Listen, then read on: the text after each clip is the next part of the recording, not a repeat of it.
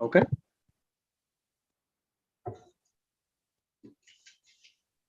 And we're good to go. Good morning, everyone. Chair Judd Stein has a personal commitment this morning and will be joining us shortly. And in the meantime, she has asked Commissioner O'Brien to lead the meeting. So Commissioner O'Brien. Okay, thank you. Good morning. Today is Thursday, May 4th, 2023. This is public meeting number 450.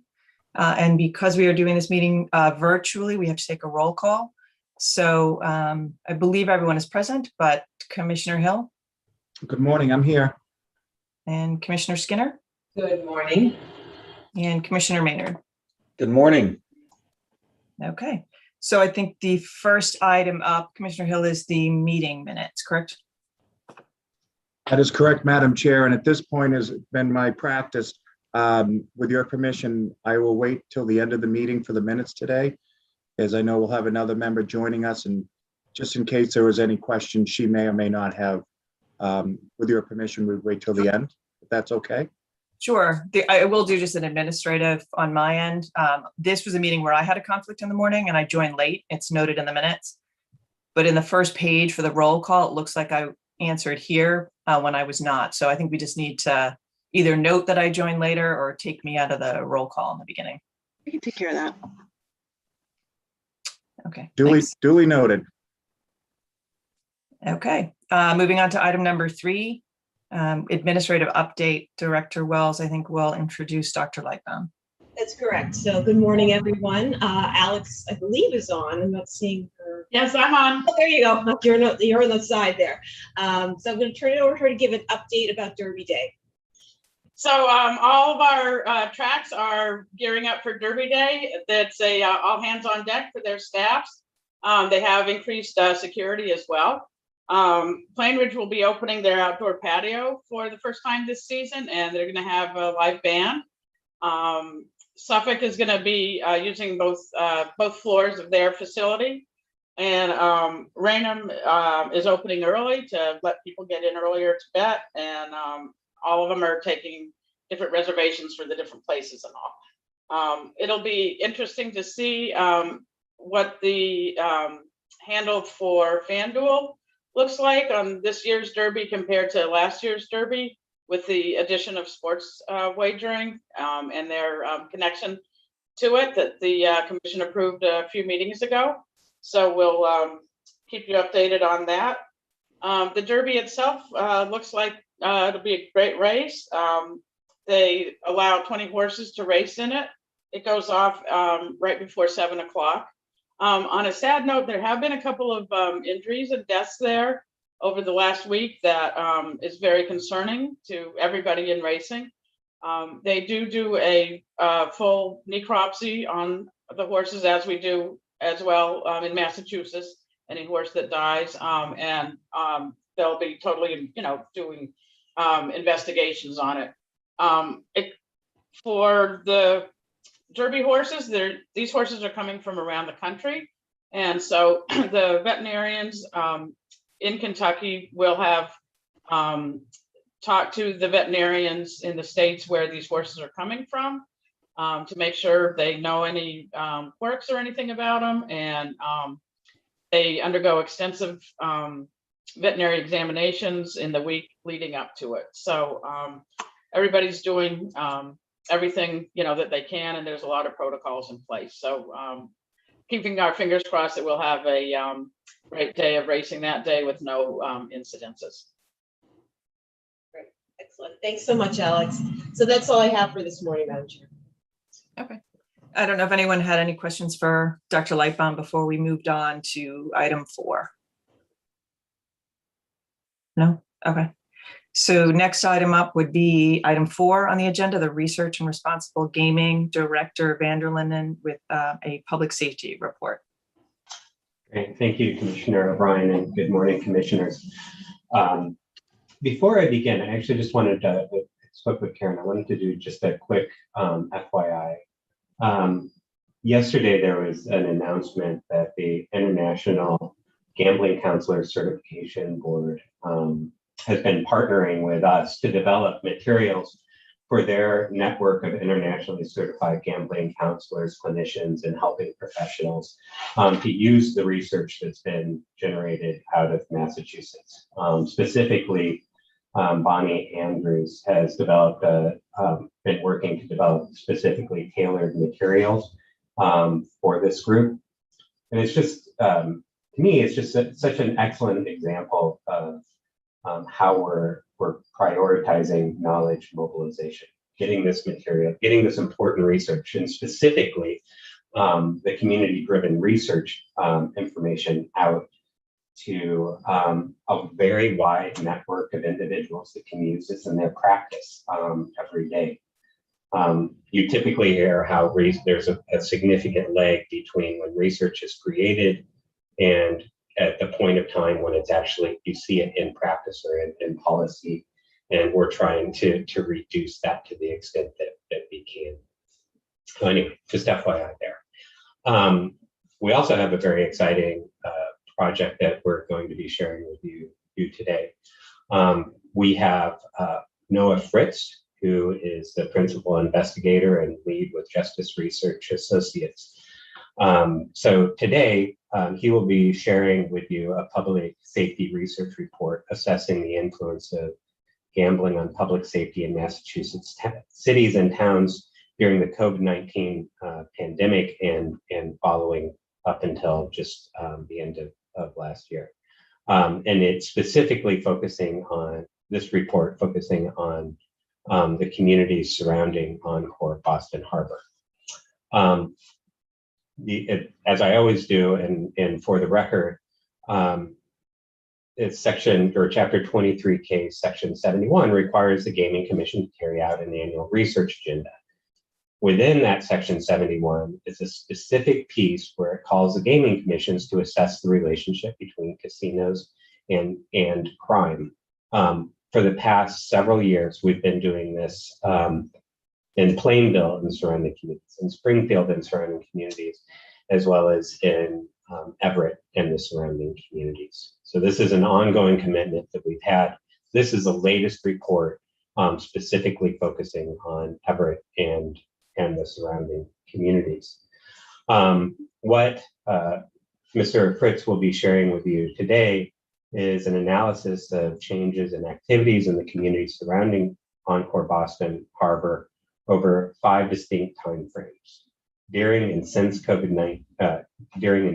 COVID-19 related closure. Findings include that overall, the area surrounding Encore Boston Harbor did not experience significant increases in crime when compared to other areas within the region. The details of these findings, though, matter, and that's why I will now turn it over to Noah. So I see that Noah has joined us. Noah, thank you so much for joining us and sharing these findings and your work with the commission.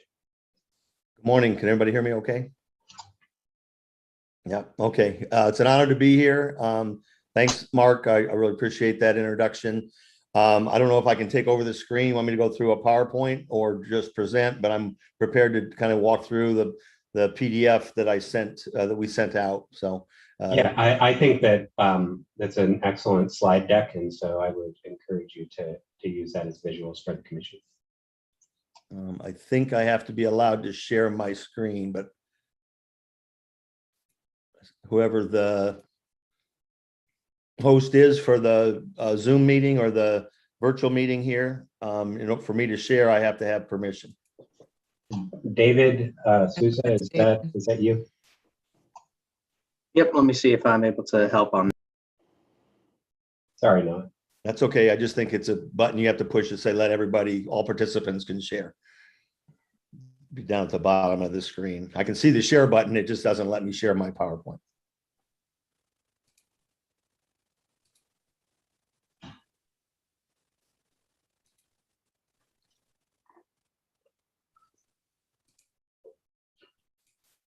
And Mark, if he's unable, maybe Mark, you could share it and work with them.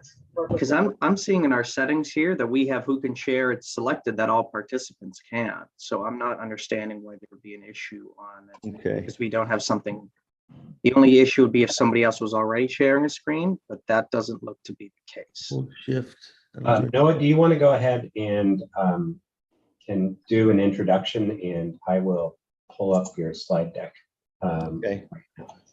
All right.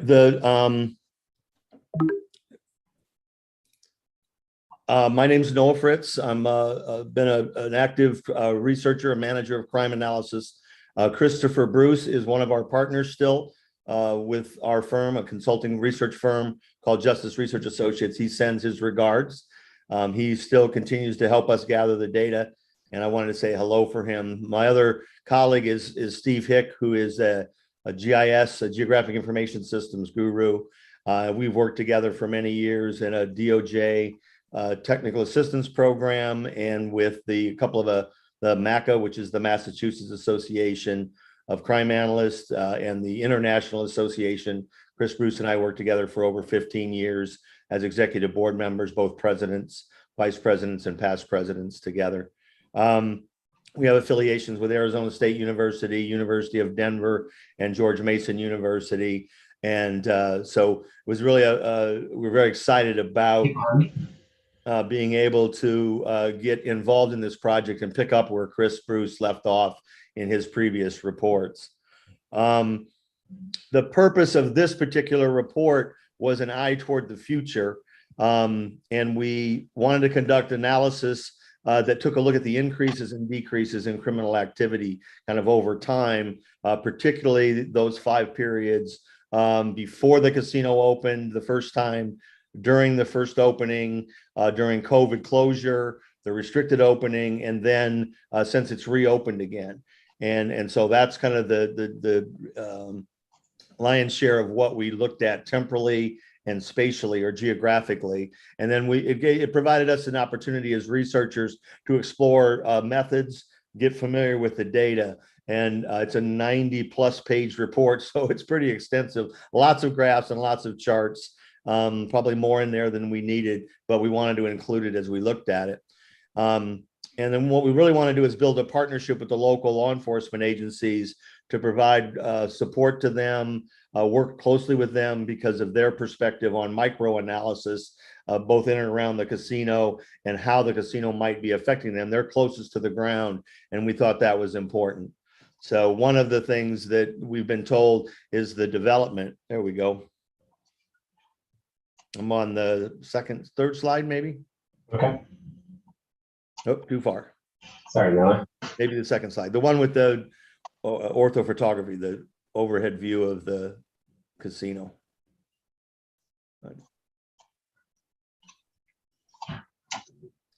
Is this it? One more, if we can get to it. So we understand there's going to be a lot of development supposedly around the Encore. And I think that's going to be something to look at. There's a number of initiatives we've been told, economic development. And so that'll be an area we'll target on for future. So just wanted to kind of share that. Next slide, Mark. So our first report is really to set a benchmark, both the historical context and the temporal seasonality, over time, and what we call hotspot policing. And we're using the crime triangle or routine activity theory, which basically suggests it's when victims and offenders and opportunities come together in space and time that crime is more likely or has high probabilities for risk.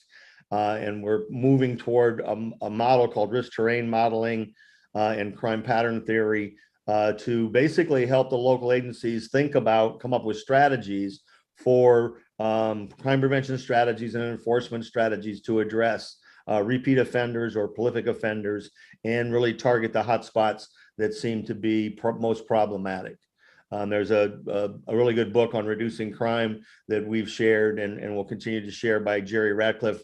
And he's a leader in the field for really helping area commanders and crime analysis develop those strategies. So next slide. And it's tied to a theory called crime pattern theory, also routine activity theory. And basically it monitors, we're all routine beings or individuals. We all have patterns that we go about our day-to-day business. The 3 most common ones are where you work, play, or live. and offenders are no different. And when our patterns overlay with their patterns, or we get a place like the casino, which is we overlap with recreation, you see more opportunities for certain types of crime.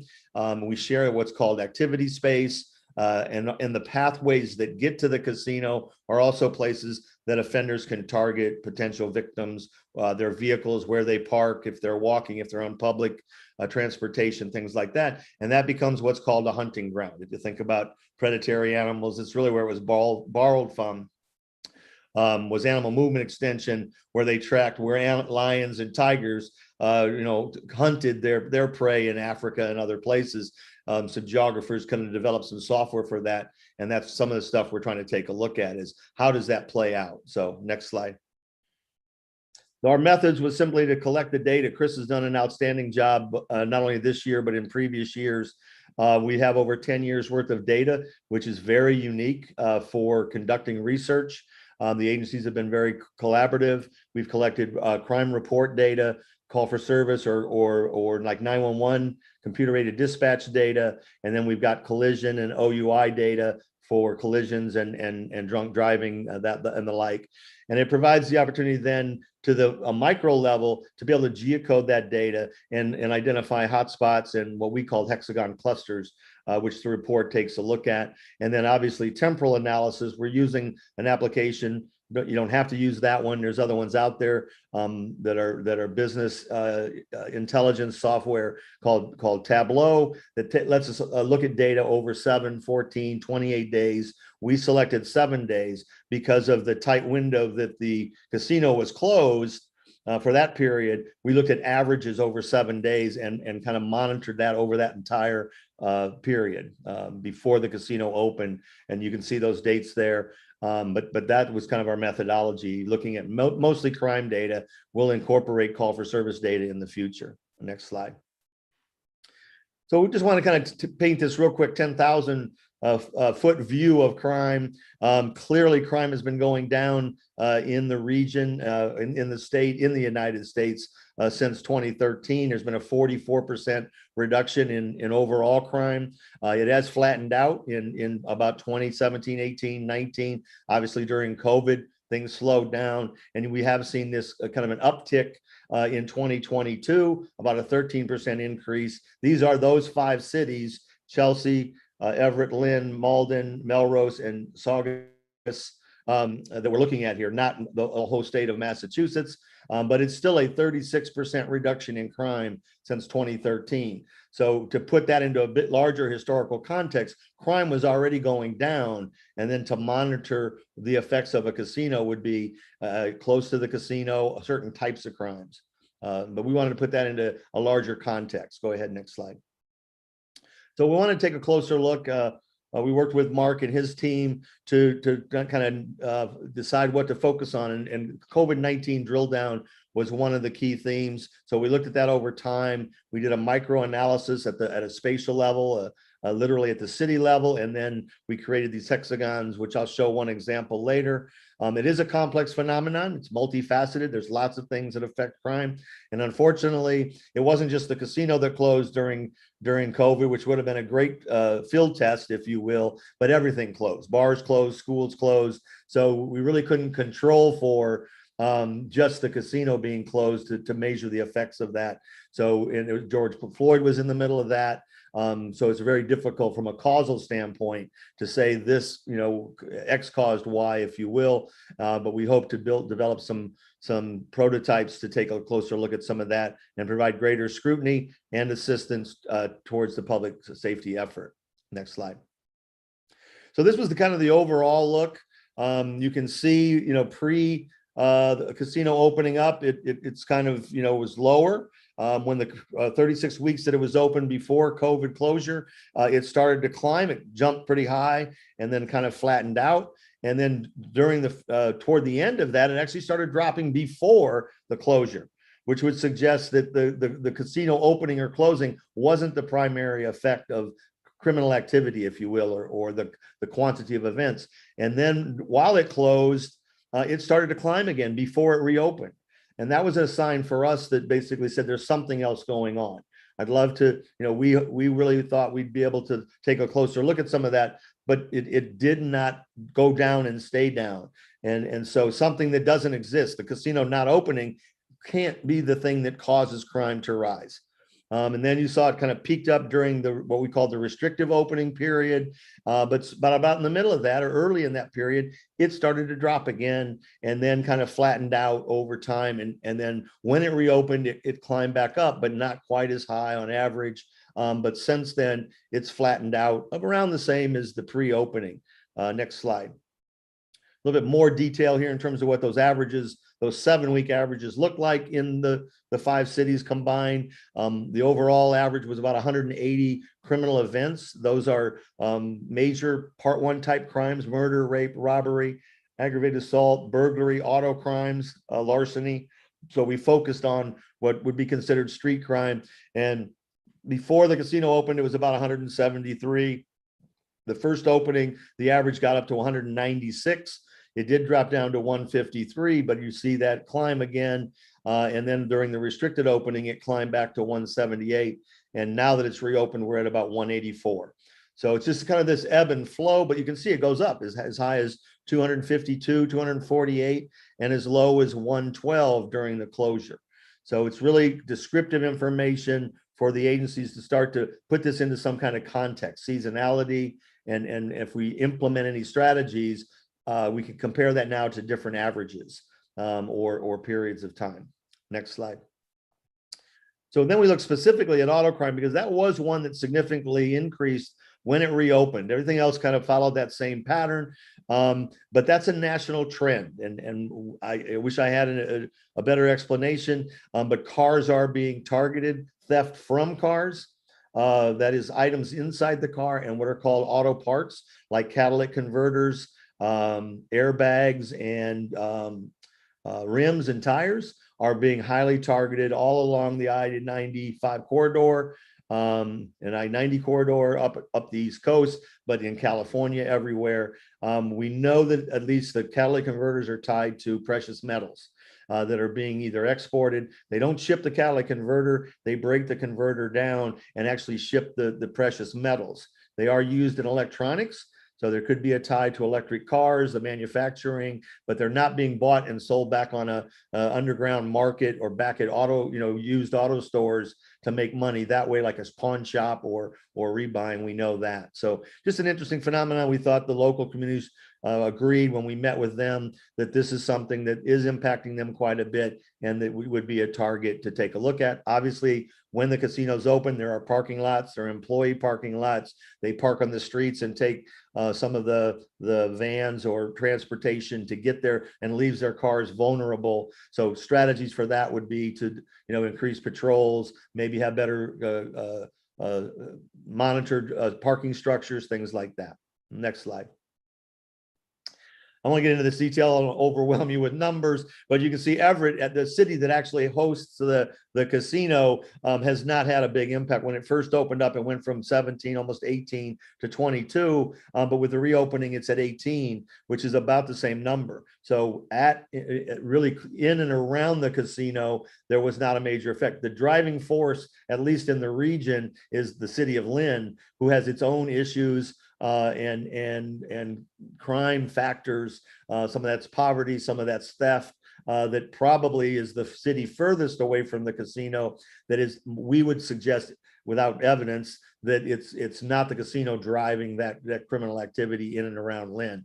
And we just wanted to point that out. You can see in the second table there that the percent increase in Lynn, went up 35%, where others either were going down or staying flat since the reopening compared to before it opened. So we just wanted to share that. We kind of did this deductive approach where we looked at the entire region, moved down to the city, and then we got into these what were called hotspots or hexagon clusters. Next slide. And then we ranked the crimes to give them an idea from a collaborative standpoint. They all had very similar criminal issues or criminal problems that if they worked together to collaborate on any number of these top 10 crimes, they could do coalitions or task forces to focus on specific crimes, because they all share the similarities in the type of crime that they're all being impacted the most by. And I won't go into detail on that, but that was to share with the local police departments and the chiefs and the crime analysis unit to begin to think about those strategies, possibly use mitigation funds to target some of these, particularly auto crimes is one of those that we identified. But vandalism, graffiti, breaking into cars, things like that. And then, theft from vehicle, those kinds of auto crimes. So next slide. We also see this as an opportunity to probably narrow our focus on specific crimes.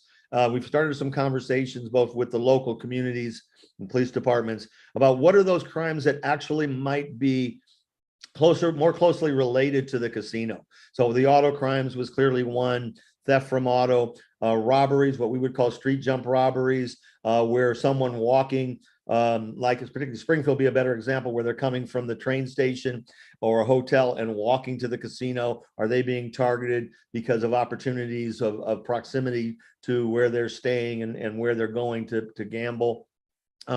Maybe assaults related to domestic violence. Take a closer look at that. If it has to do with some addictions or anger issues or domestic violence that's related to any individual who might be overspending or using too much funds, creating problems.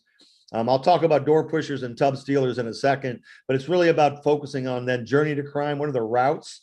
The drunk driving is one Chris started to look at. We're going to take a deeper dive on that, but looking at shuttles and parking structures as well. And then Mark and I have talked about in the future, and I think you're interested in maybe taking a closer look at human trafficking, a very robust and serious issue. And then what we talked about already, the vehicle tracking as a focus, kind of narrow our focus. Next slide. So there's a book called Mapping Murder. It reads pretty interesting. He's out of Liverpool, but there's a chapter in there about Las Vegas.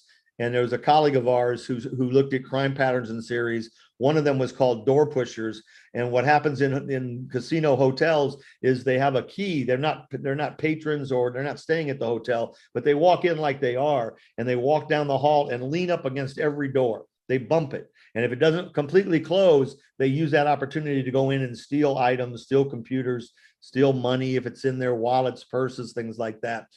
So that's just an example of how there might be very specific opportunities by virtue of a casino being present or certain types of venues. The other one was tub stealers, and I stayed the last time I was up in the Boston area at Encore, and they've solved that because all of their electronic gambling devices are very close together. You can't reach through them, and you don't use tubs anymore. And that was what a tub stealer was. They'd make a distraction. One person would distract the person gambling, and another person would reach through and steal the tub of coins, the actual money, and then run off with it and get away with it. But it is an example how a very specific type of criminal activity is a result of of gambling or casino activity. What we will want to do going forward is to focus on conceptualizing very specific casino-related offenses. So just to give you an idea where we hope to go. Next slide.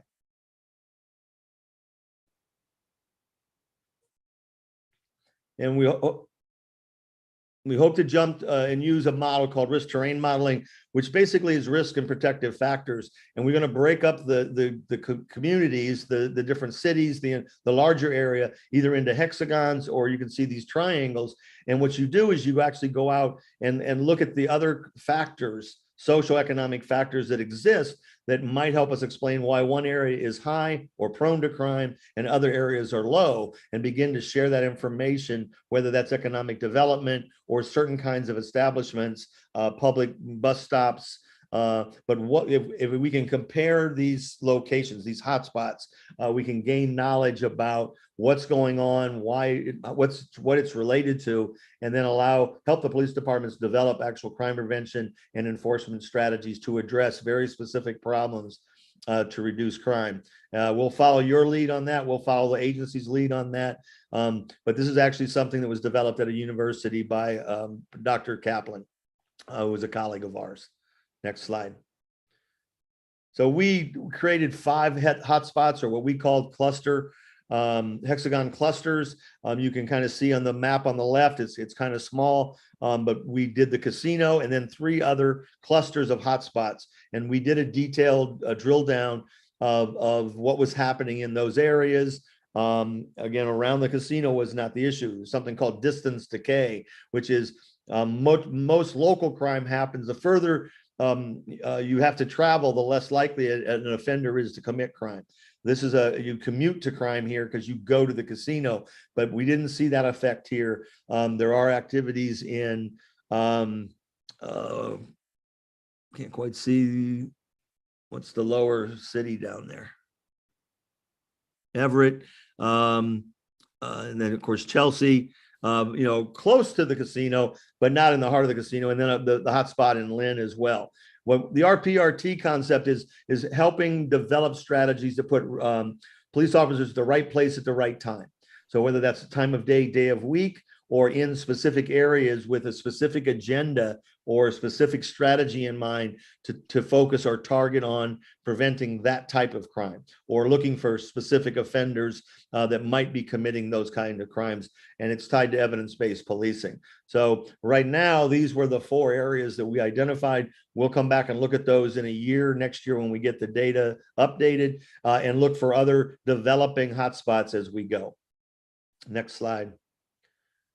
And we really hope to just, build a collaborative partnership with the local agencies, the local crime analysis units, have monthly or quarterly meetings with them, perhaps build some dashboards that allow us to monitor this more on a regular basis in kind of real time, if you will, provide training and technical assistance through the Massachusetts Association. I'm going to be presenting this work and the software we used at MACA in the fall. And then we want to be available for any of the analysts. We've met with the Everett Police Department last time I was up there, and begin to use. There's a publication where I'm an affiliate professor called Translational Criminology. It has nothing to do with language. It is language, but it's English language. It's taking complicated academic research and writing short articles that chief of police, and different area commanders can consume and begin to use so it's not so statistical or so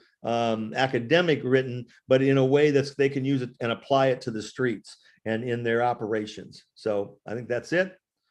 Next slide. Any questions? Thanks, Mark.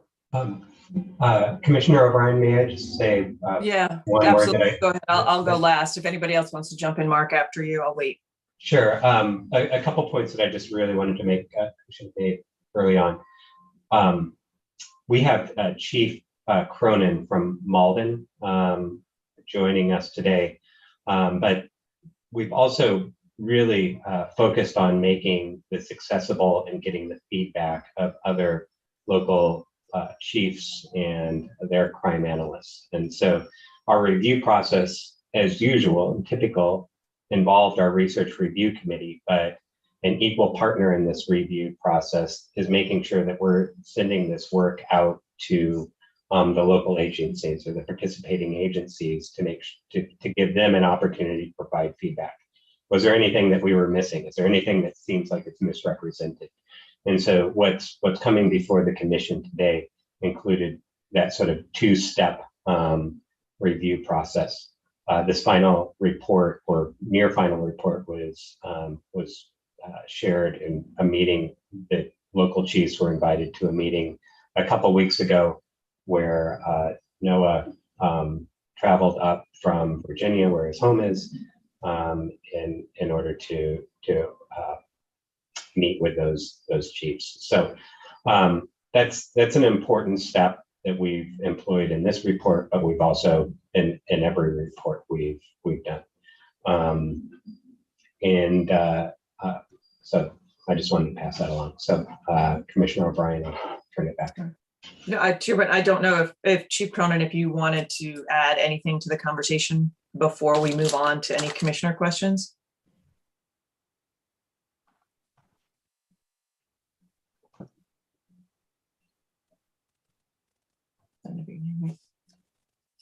I'll take that as a no. Okay. Sure. I was just going to sort of add my own perspective. I was at that meeting in terms of when we put it out for comment before bringing it to the commission as a whole, but I want to hear if anybody else has comments before I chime in again. Madam Chair. Yep. Commissioner Hill. Dr. Fritz, thank you. This was a great report and a great presentation today. Anytime I can learn new terminology about something, door pushing, which is something I had never heard about before. And now that's going to stick in my mind for a little bit. Every time I go to a hotel room, now I'm going to make sure that the door shuts very tightly behind me. If we can go or on your PowerPoint presentation, I think it was on page 19 that I saw on the presentation. What type of burglaries? I know you said car thefts and breaking into cars and things, but you had a separate subject matter on the term burglary. What are we talking about there? What type of burglaries are we talking about? Generally, they're combined in both. They're not car burglaries, which would, at least for the FBI, we use the standard codes for the FBI Uniform Crime Report. Burglary would be either of a residence or a commercial burglary. So they're going into even a commercial burglary is not a theft when the business is closed. So at nighttime or on weekends, depending on the nature of that business.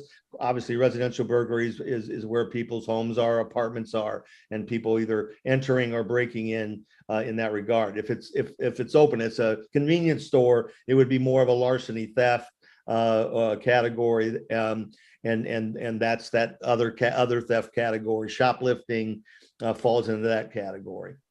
But the burglaries are specific to dwellings of either a commercial or a non-commercial or a resident or non-resident, depending on different parts of the country, kind of call it different things. That makes sense? Yeah. Did I answer your question? It does. And I have a couple more, Madam Chair. Yep. The robbery of street jumping. I saw that, but I don't think I saw a lot of data in the presentation. Can you just talk a little bit more about that for us? We didn't see it. And again, in Encore, it's surrounded by that the refinery and a lot of I guess property that hasn't been developed. So, and there's not places where and there's not like a train station in the Encore area where people are walking to. So when we looked at that, we did not see a great extent. We are now studying the Springfield region, and we're anticipating that's a higher possibility, particularly in and around Springfield itself. And we do see some much tighter hotspots or tighter patterns in and around the casino there than we did here. But we want to pay attention to that because we do think that is a specific type of a crime that patrons or people who are going to the casino, now they've got covered parking, they've got security, they've got what are called guardians in and around the Encore Casino. We did verbally, after we talked to Everett, the lieutenant there talked about theft of employee lot. And maybe that needs to be, improved for access or cameras. I think that was the only place they said they didn't have cameras. So that's kind of interesting that they're, the protection. Now that's the casino's responsibility, but as a crime prevention technique, that might be something valuable because we did hear that verbally. And that's something we could take a look at as well. How vulnerable are the folks that are leaving their car there all day it's across the street, the way I understand it, that particular parking lot, where the patrons park underneath the casino and in a structure that seems to have some protective factors built into it. Thank you. And then my last issue, which I think is a huge issue for our commission and certainly individually for me, is the human trafficking piece of this report. And again, I had hoped, I guess, I shouldn't say I had hoped, because this is an ongoing report, but can you hit upon human trafficking a little bit more and data since it was open? I can hit on it. It's a very difficult crime to monitor because it's really a self-reported thing. The victims of human trafficking are less likely to come forward. From a prostitution type standpoint, you can pick that up through the dark web or through things like Craigslist. And that's where most of the enforcement evolves around. But it's not like someone picking up 911 and saying, hey, I'm a victim of human trafficking. They're intimidated. The victims, the women, typically, when we're talking about sex trafficking and stuff like that, it could be for other things, in terms of labor. But it's a very difficult crime. Now, I think we have to improve on that, because I think we are recognizing that it nationally, that it is a growing concern, and there's more of that activity. It's kind of like sexual assault went underreported for many, many years because of, certain social factors, I guess. And we need to really do a better job of making sure we look for things that might, lead us to better understanding that activity. And I wouldn't say I'm an expert on human trafficking, generally more crime and statistics. But that one is really driven by investigations, proactive investigations, or when you have something like someone shows up at a hospital, is injured, hurt, and then it kind of, the investigation unfolds and demonstrates that there's a bigger issue, or one person is willing to come forward through that investigative process. And there's more, there's more there than we see a lot of times. So let me ask a more direct question. In the research that you have done and the data that you've been able to collect, has there been a big increase in human trafficking since the casino has opened in that area? So it's a loaded question. Yeah, I'm going to qualify it by with one key word, and that is no, it hasn't been in reported crime.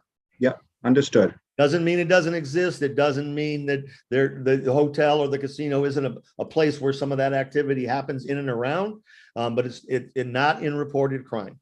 There are, I know in Virginia, I have to check Massachusetts, maybe I'll work with Bonnie, Mark. In Massachusetts, there are 2 new statutes specifically targeting human trafficking for reporting and collecting and actual, prosecuting human traffickers. I'm assuming that's happened in Massachusetts, but I have to be honest with you, I don't know. I need to look at that. That would be a specific code that would fall under and I think the federal government started tracking some of that. It's like use of force. They've got some legislation on that, but it takes a while to get agencies up to speed on collecting it and reporting it consistently and accurately. It's a very delicate, it's a delicate issue. Covert activity. Madam Chair, thank you. And Dr. Fritz, this report, I can't tell you how helpful it is to us, and the great work that you did on this. And that ends my questions, Madam Chair. Thank you, Dr. Fritz. Thank you, Commissioner Hill. Appreciate that. If I may just add, Commissioner Hill, there is a specific study proposed in the FY24 research agenda, so starting July 1st, that it specifically looks at human trafficking and its relationship to gaming operations in Massachusetts, for the very reasons that Noah was talking about. And as you're highlighting, it's a really important issue. It's really difficult to measure. And so we want a specific study that zeroes in on that. Thank you, Mark. Thank you, Madam Chair. Certainly.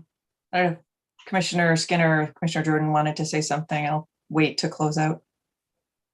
Madam Chair. Commissioner Maynard. Thank you.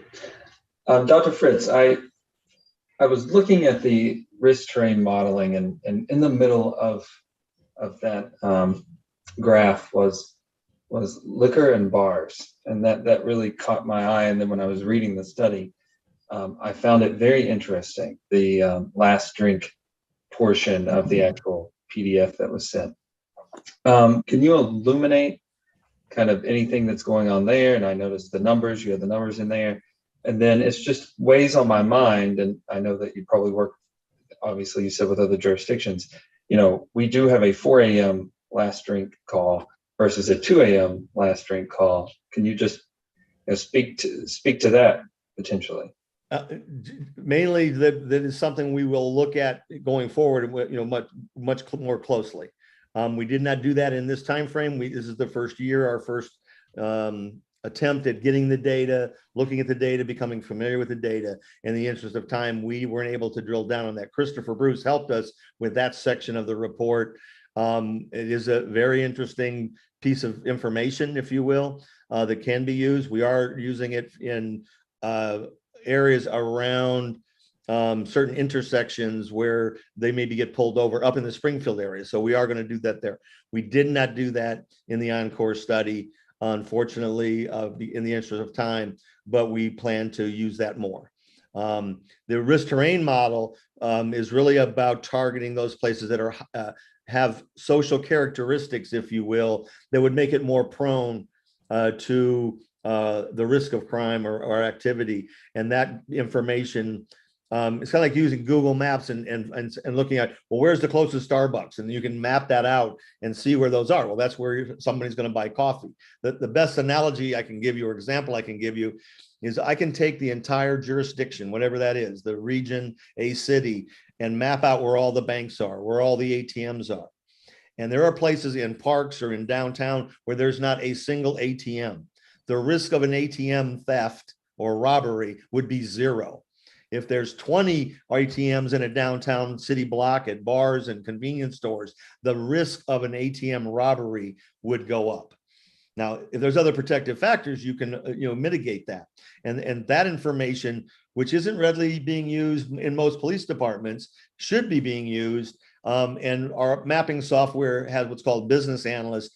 A lot of that's available, along with social characteristics like race and ethnicity, businesses, median income, to begin to understand what are the protective factors.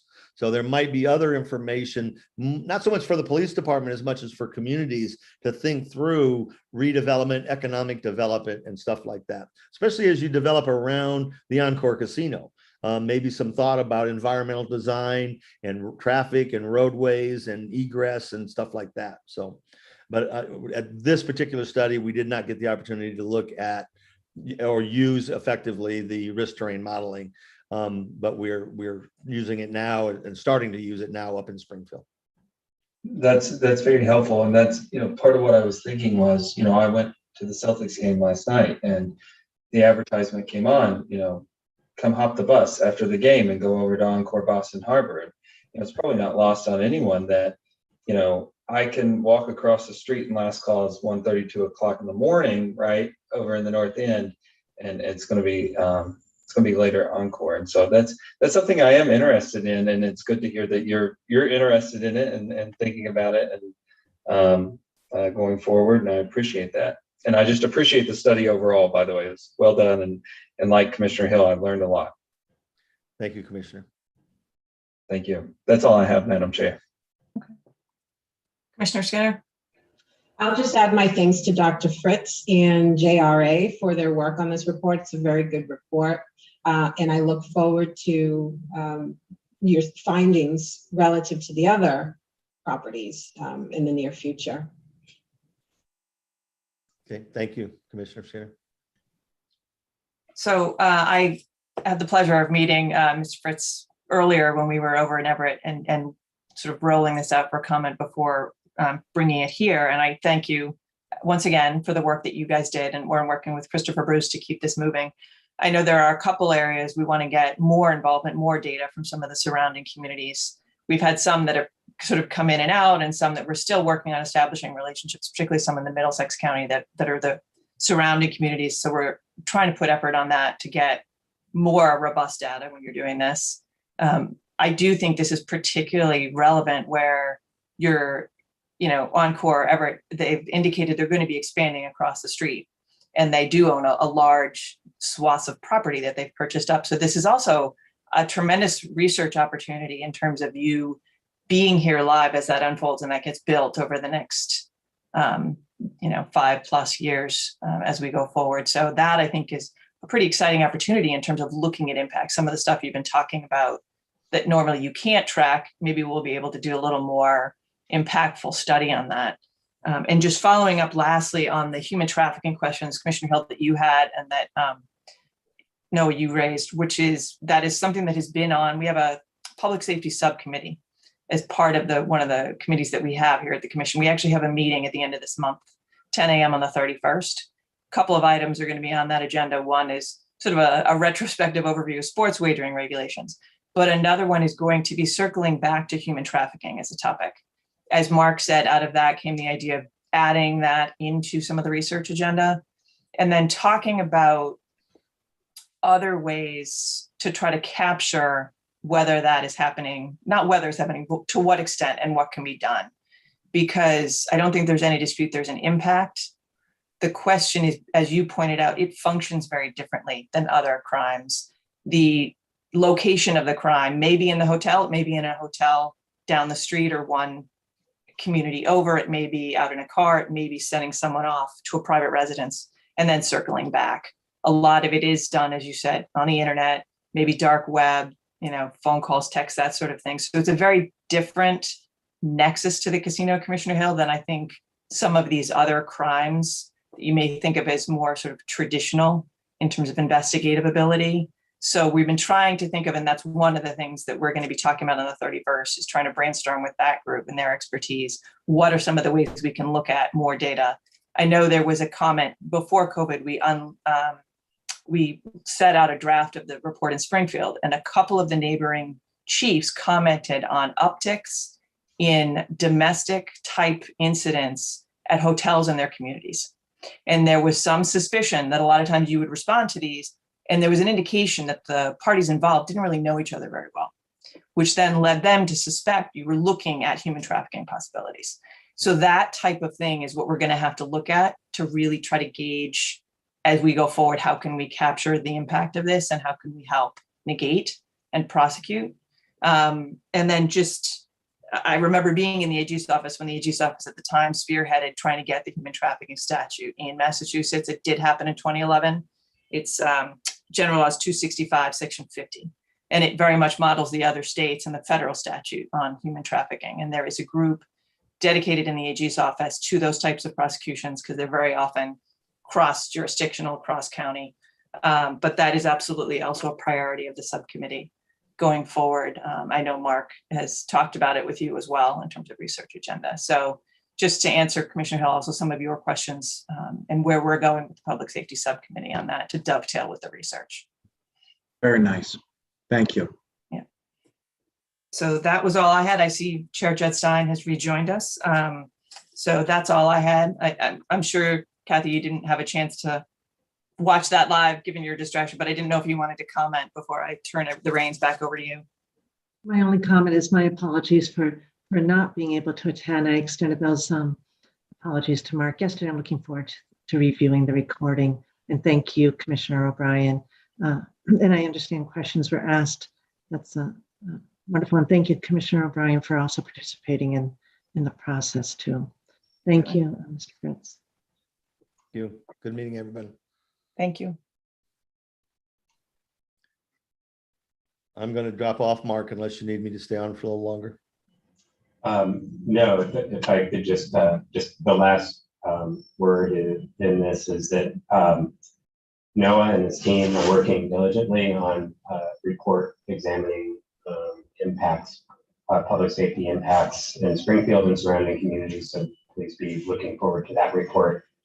Our FY24 research agenda, in addition to the human trafficking, also proposes a study looking at plane bills. So we're not taking our eye off this important issue.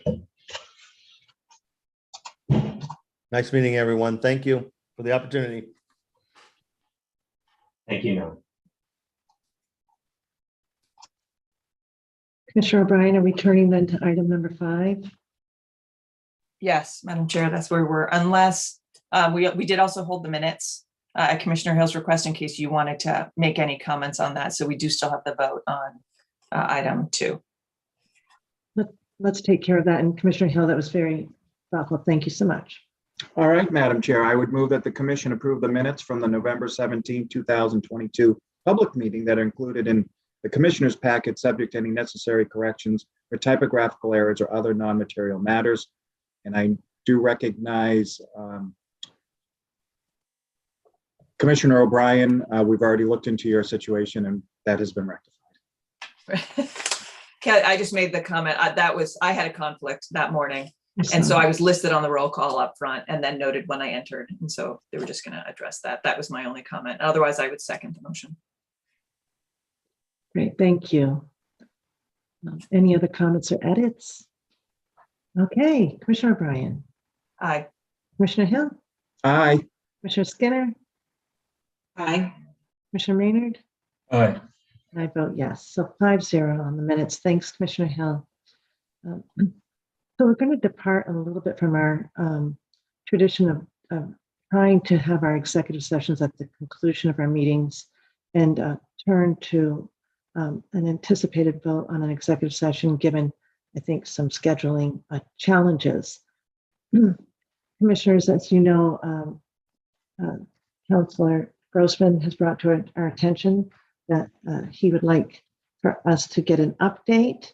So the commission anticipates that it will meet in executive session in accordance with General Laws, Chapter 30A, Section 21A3, to discuss strategy with respect to FBT Everett Realty LLC versus Massachusetts Gaming Commission, as discussion at an open meeting may have a detrimental effect on the litigating position of the commission. We will need a vote or a motion on that. If we would anticipate returning to the public meeting. Madam Chair, I move that the commission go into executive session for the reasons and on the matter that was just specified in the chair's recitation. Second. Thank you. Any discussion? Okay, Commissioner O'Brien, Aye. Commissioner Hill, Aye. Commissioner Skinner, Aye. Commissioner Maynard, Aye. and I vote yes, so 5-0.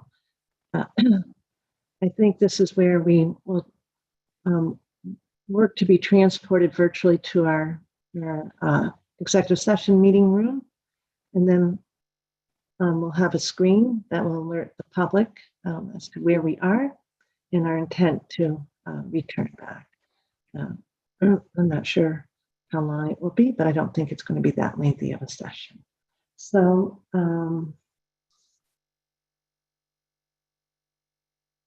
there we go.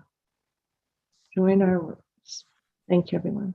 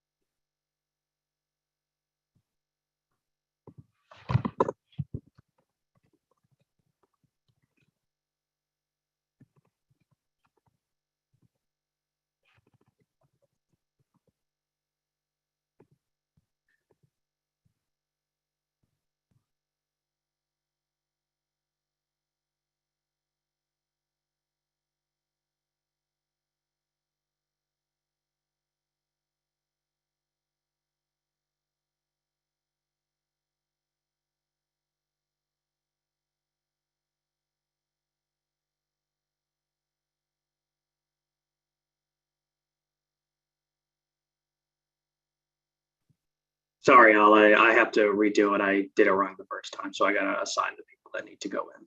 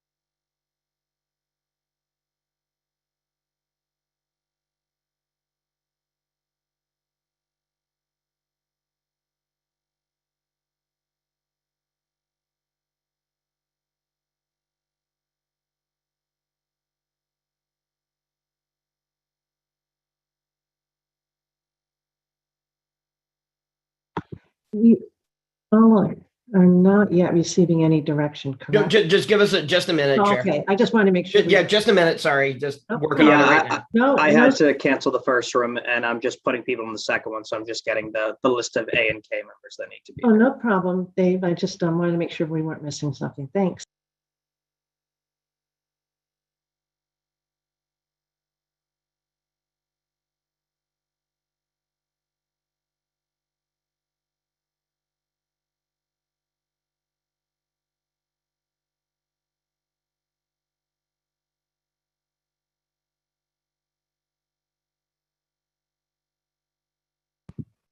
Okay, those of you who I have on my list going to the executive session have been assigned there and that room has been opened. If you need to join the executive session, but you have not been added, please feel free to let me know and I can move you over there as well.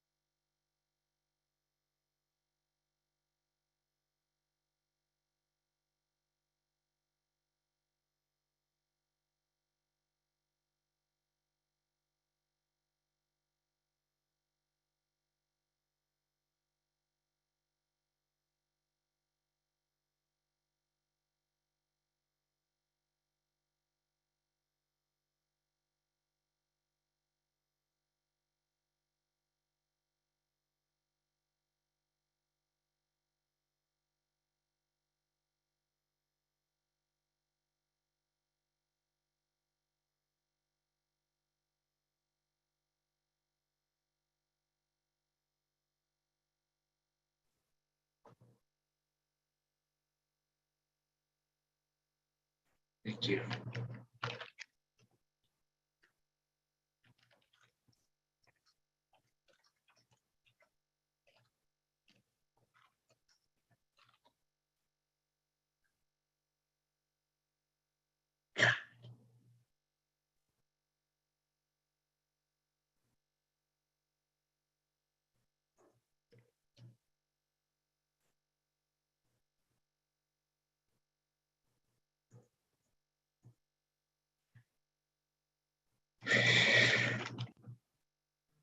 Hey, guys, I think somebody's mic is still on, just as an FYI.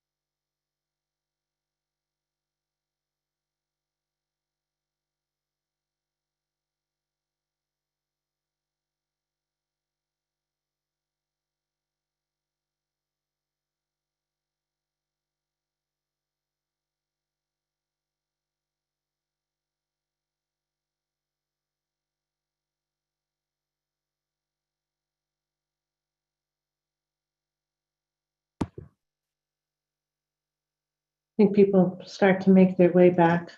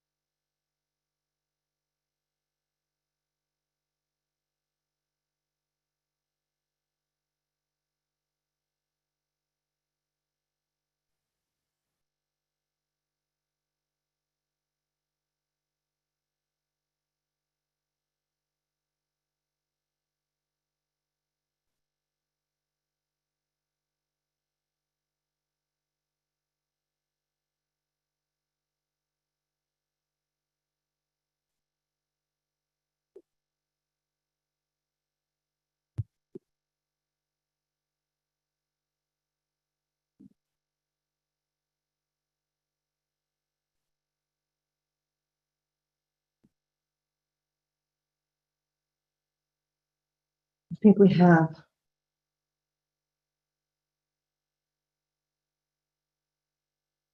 I'm not quite seeing a couple commissioners. Let's just hold on for a bit.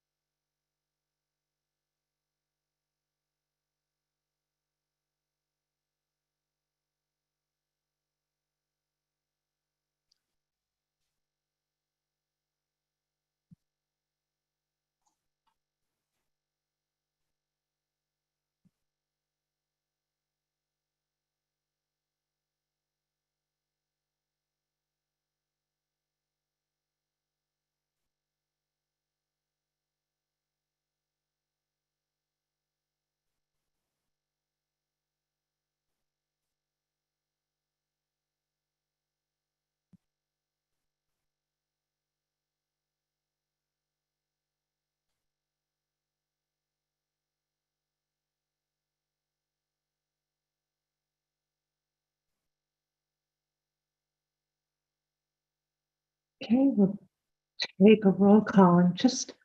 I'm not sure if I'm seeing Commissioner Hill. Oh, there he is. I am so sorry. I didn't even think to turn I've been sitting here this whole time. Sorry. I wondered. My apologies for not saying No, something. It was Giving me. everyone a chance to breathe a bit. Okay, because we are holding this meeting of the Massachusetts Gaming Commission virtually, we'll do our roll call. Good morning, Commissioner O'Brien. Good morning, I'm here. Commissioner Hill, good morning. I'm here. Commissioner Skinner, good morning. Good morning. Commissioner Maynard. Good morning, I'm here. Okay, so we're all set, and thank you to our team and the public for your patience as we participated in an early executive session this morning. We are now turning back to legal. We have a few regs to go through. So I don't know, is this Caitlin leading or I think that's right. Oh, that's right, Chair. Morning. I will take the lead on the first three, and then Carrie will join in when we get to 255 play management. So just to give the briefest overview, I'm going to talk about three regs that are back for you today. The first reg is 205 CMR 152, and that relates to the involuntary exclusion list. As you may remember, the commission voted to move this forward in the emergency process a little while ago, and we are back today for final review and possible adoption on that. The next up, we will have 205 CMR 222, that's capital investment and monitoring of project construction. This was discussed with the commission once, but no vote was taken on it. So today we have it back for you with some revisions after receiving input from some of the potential CAT 2 applicants. And we'll be asking for a vote on that today.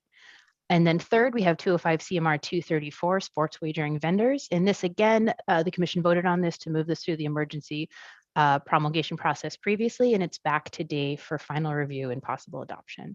And with that, I will turn this over to Attorney Commoners from A&K. Good morning. Good morning, Madam Chair, Commissioners. So we're recommending just a few targeted changes to 205 CMR 152. The first will appear on page 137 of your packet.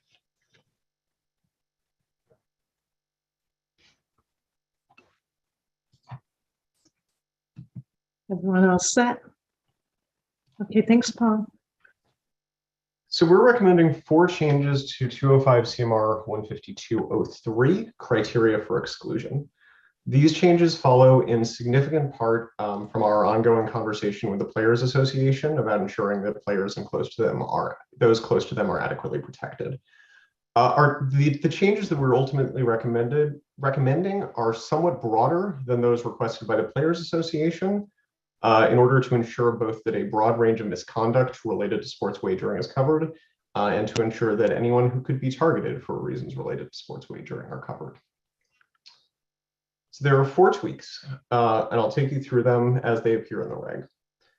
First, 152.03.1b has been revised to make clear that violations of laws outside of Chapter 23K and Chapter 23N are covered if the violation relates to gaming or sports wagering.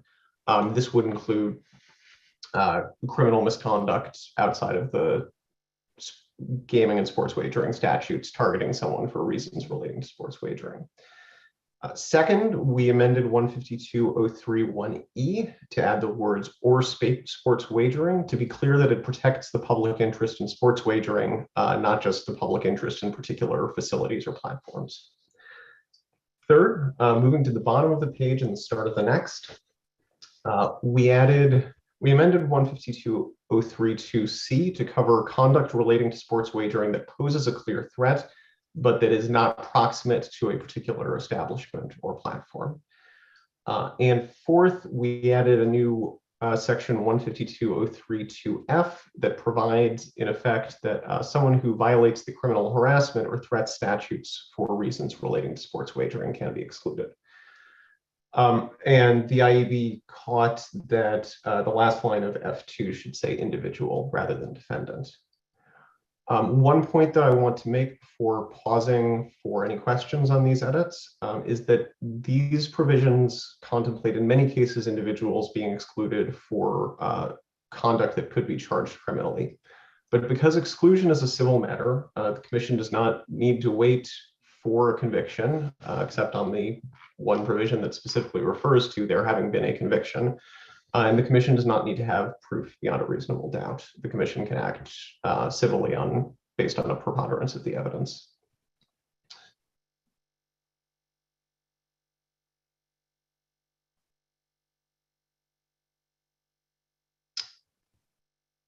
If there are no questions on these revisions, the next change appears on page 141.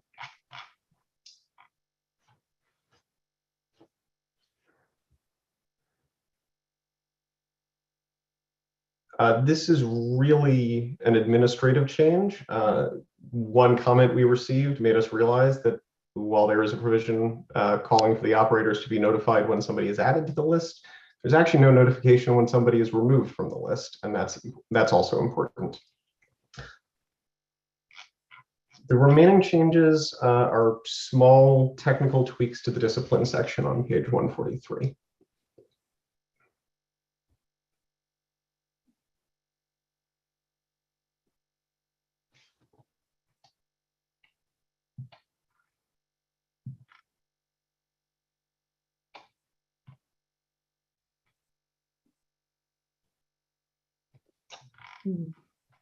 That's it, right, Paul?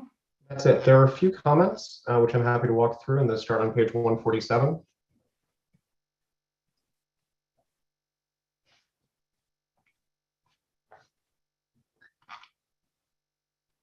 In this first comment, Caesars asked that we replace the requirement to review the exclusion list on a regular basis with a requirement that they review the exclusion list weekly. We discussed this with the IEB, and there are two main reasons that we recommend not adopting this proposed change. First, this regular basis language has proved workable for the last many years with the gaming licensees. Second, operators receive an update from the IEB whenever somebody has been added to the list. So we don't think there's a real risk of conflict over the regularity with which the operator checks the list in the period between such notifications. The most important thing is that they be following those notifications.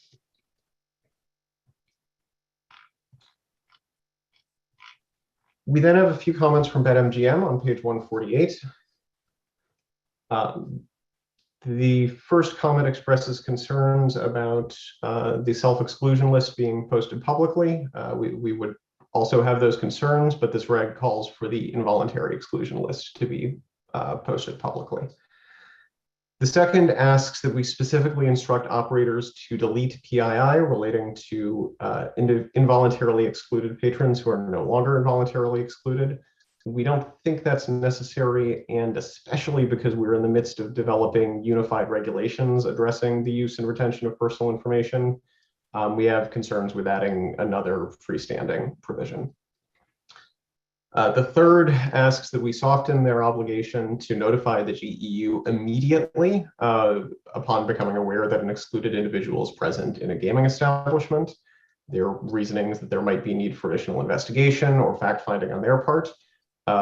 We do not recommend adopting this change. There may be good reasons. We fully acknowledge that there may be good reasons in particular situations not to take immediate action, but that's a conversation to have with the GEU once the GEU is aware. The fourth and last comment is a request for clarification in the discipline section, which we adopted.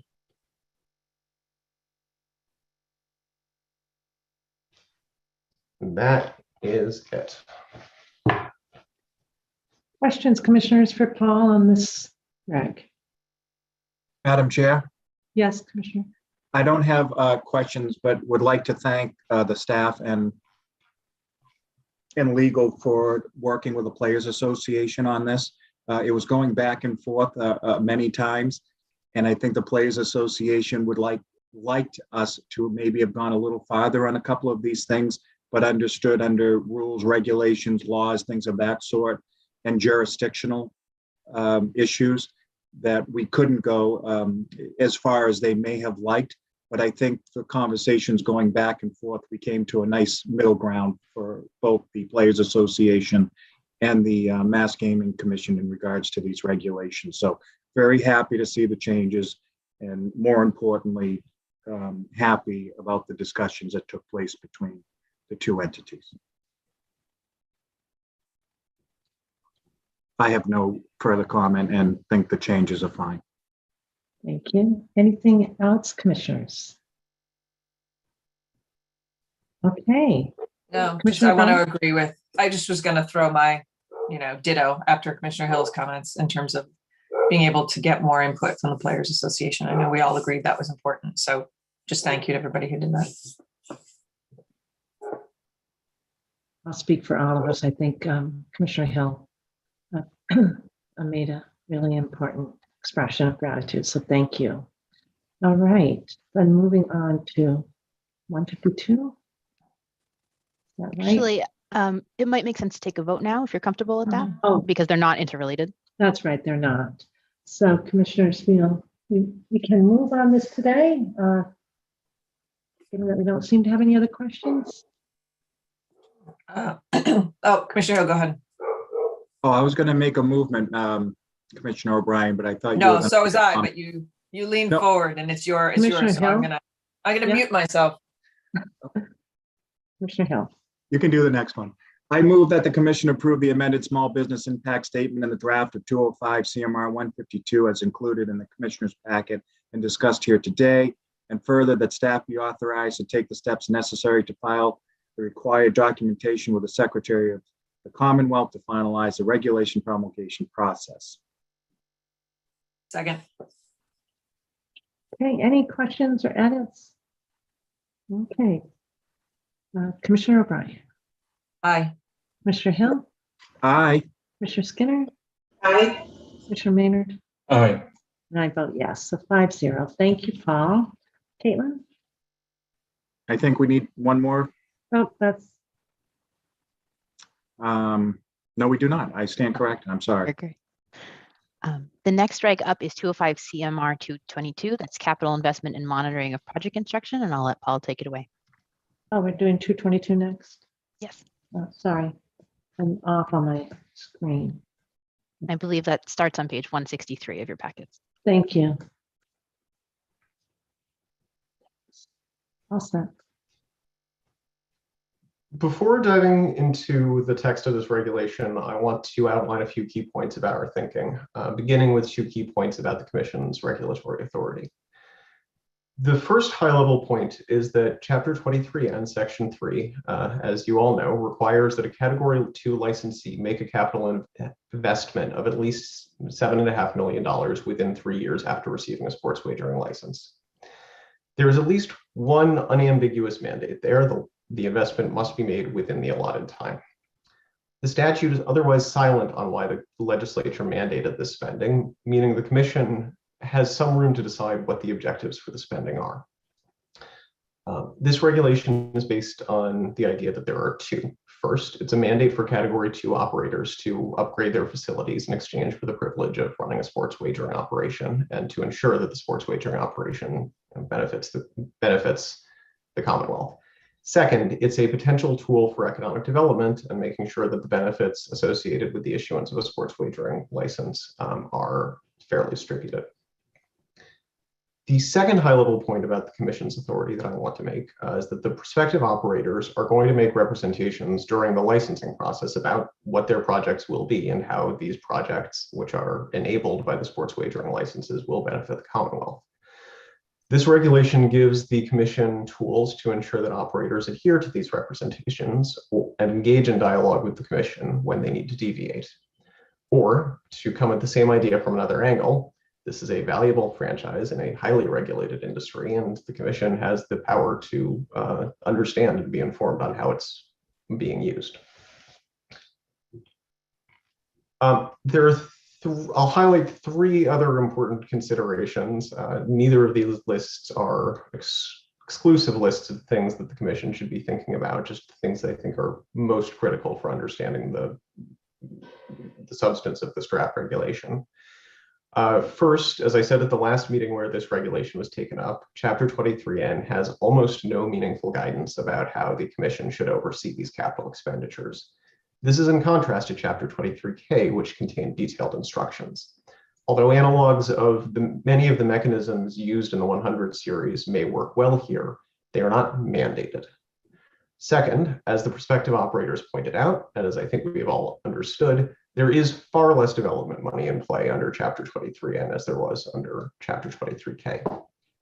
Third, and again, as the prospective operators have pointed out, delays in the build out of these Category 2 facilities may not be as great a concern as delays in the build out of the casinos would have been, because sports wagering will be available throughout the Commonwealth with other operators in the interim. With all of that in mind, and as we said in the memo to the Commission, we mostly loosened mandatory requirements compared to the previous draft. However, sections giving the commission regulatory options to be deployed as appropriate, such as the right to be informed about design choices and weigh in, and the right to inspect construction, remain largely intact. The regulation does expect the operators to be updating the commission on a regular basis, although we've tried to pare back the substance of those updates so that they are manageable. And a few other requirements have been added or tweaked to ensure that Category 2 operators are building out their facilities in a way that's consistent with their prior commitments. As we get into the regulation, there is no shortage of red line. I'm going to try to focus on the most important substantive changes, but as always, I'm happy to pause on any particular language or issue or question.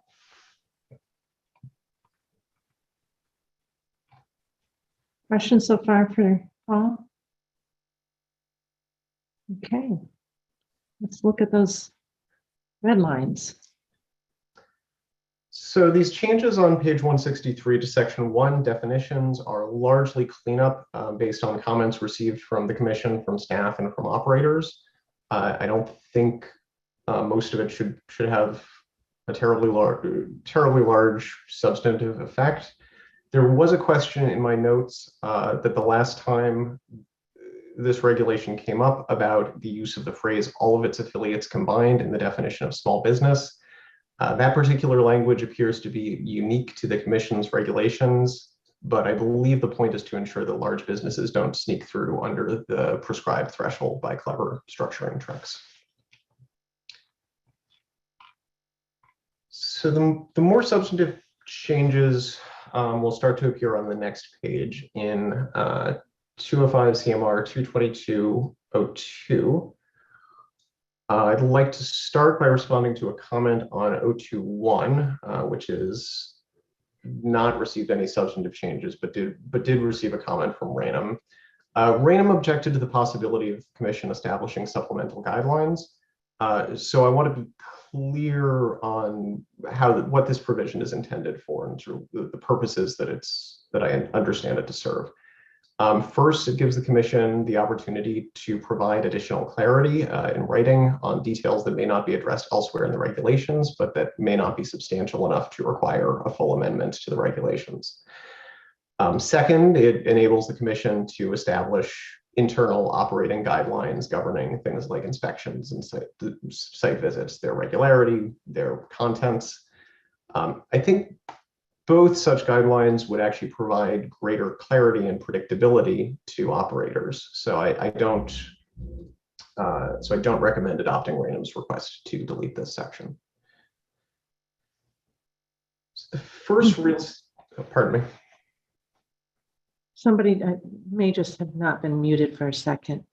Questions on that? I have one, but I'll wait to see if anyone else has one. Is there concern that this could be changes that would cause some expense, like in construction already performed, or because I can't remember what the exact concern was. They don't want to be subject to our making changes that they've relied on. Am I misunderstanding? So that is a concern that Rainham expresses throughout. In this case, I think their primary concern is that additional guidelines will simply introduce additional regulatory complexity and could catch them by surprise. But I think the limiting language to aid the commission in its review and monitoring of each project is critical because that establishes that these are not supplemental regulations. They're clarifying guidelines that help the commission carry out. That's helpful. Yep, thank you.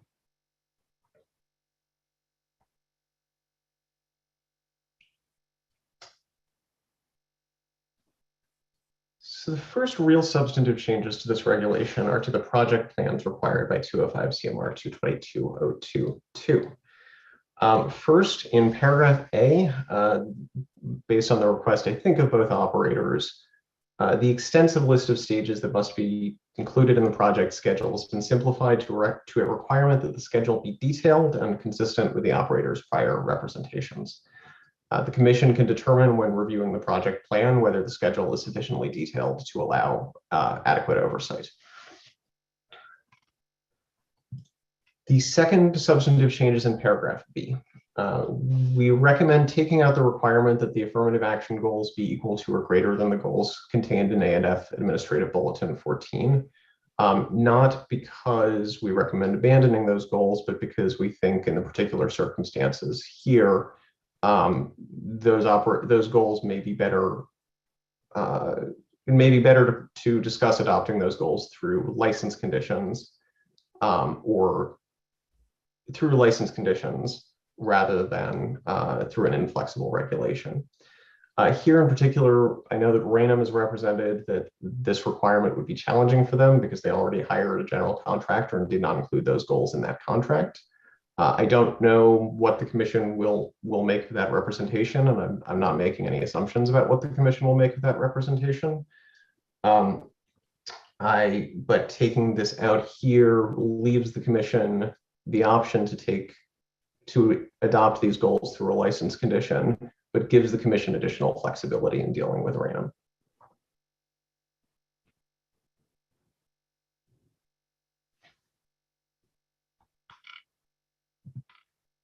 All set, commissioners?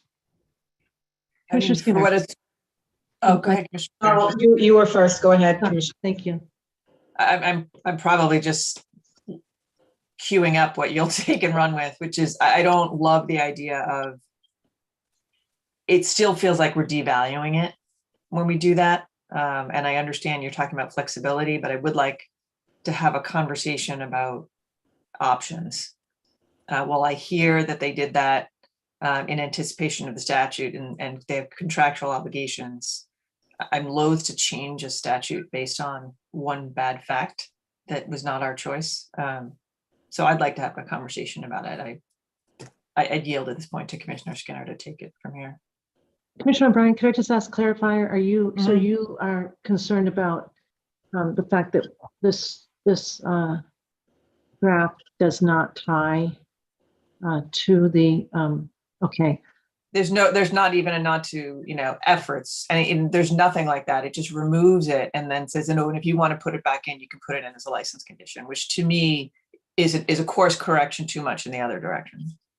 So I'm wondering if there's a middle ground there that acknowledges the posture that this licensee is in, but also shows that we continue to value and want them to try to work to somehow incorporate this into their construction.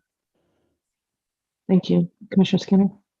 Yeah, I echo Commissioner O'Brien's concerns. I think that because this regulation speaks specifically to project construction and design, while I understand that the commission has the option to build in some DEI requirements into the licensing approval process, I think the opportunity to affect the design and construction of this project in a very positive way when it comes to diversity is now as we're considering these regulations. So if we are, I respect the fact that during the license approval process for the other licensees, we did require an element of DEI in their hiring practices, et cetera. But this, because it's entirely different aspect of operations, I'm just wondering again where the middle ground is here to ensure that with respect to design and construction, we are valuing the requirement that we set forth here. The other thing is just a comment. I do respect the fact that the contract has already been signed and construction is already underway. But where there's a new regulation that's promulgated, that often serves as a basis for amendment of a contract. And I don't see any reason why that couldn't be the case here. Again, assuming we can get to some middle ground as to what we expect as a commission. Can I do a follow-up, please? So I agree with Commissioner Skinner that there could be a possibility of an amendment of a contract. More specifically, I think I'm right. And this is probably one of the more challenging elements of the statute is that the $7.5 million investment has to be made on licensure. So there's $7.5 million more construction that will need to be performed. And I think that there would be an opportunity for this contractor to find either through a joint partnership, a partner that would reflect our DEI goals, and certainly through the supplier diversity pipeline. I understand they may have that general contractor. I always like the idea of a joint venture with an MBE or a WBE or VBE. But if they can't do that, there's lots of opportunities for to achieve the goals.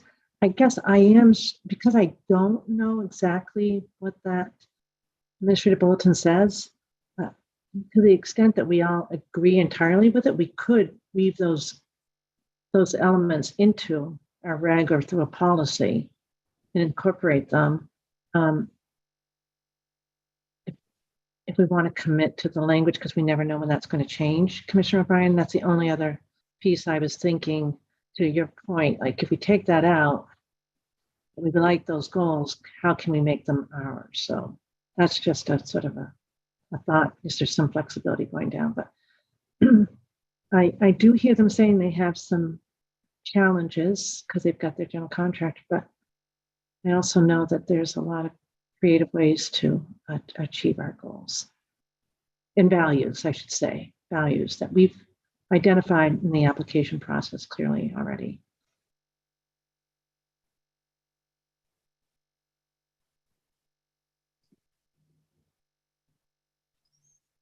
Paul, did you get my point in terms of could we somehow weave in, because am I right that the reason why you wanted to take it out is you didn't want to tie it to an external set of rules that might change? Or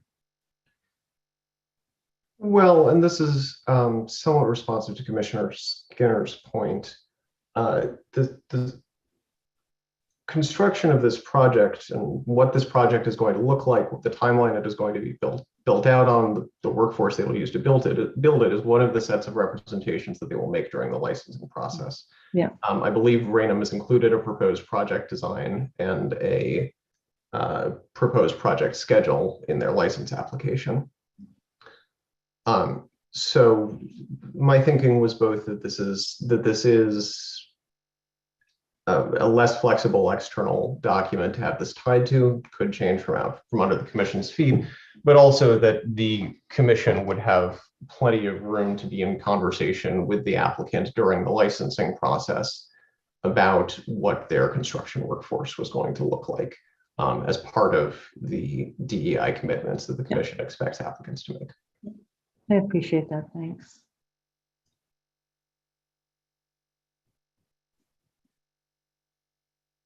I guess what I'm struggling with is, as proposed, it basically says, establish goals equal to or greater than your goals that you publicly state to the commission at the time of the application. And it doesn't give any guidance as to our expectations on those goals.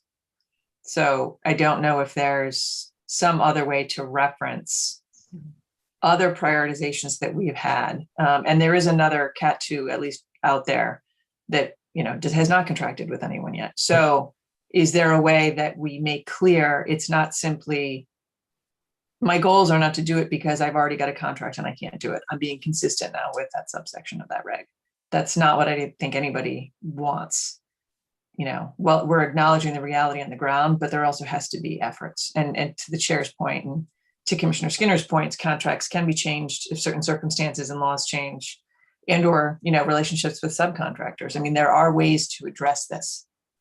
And so how do we do that in this to make it clear that we have maybe not tied to a static document that we don't want to tie ourselves to, but we show something more than what's in here right now?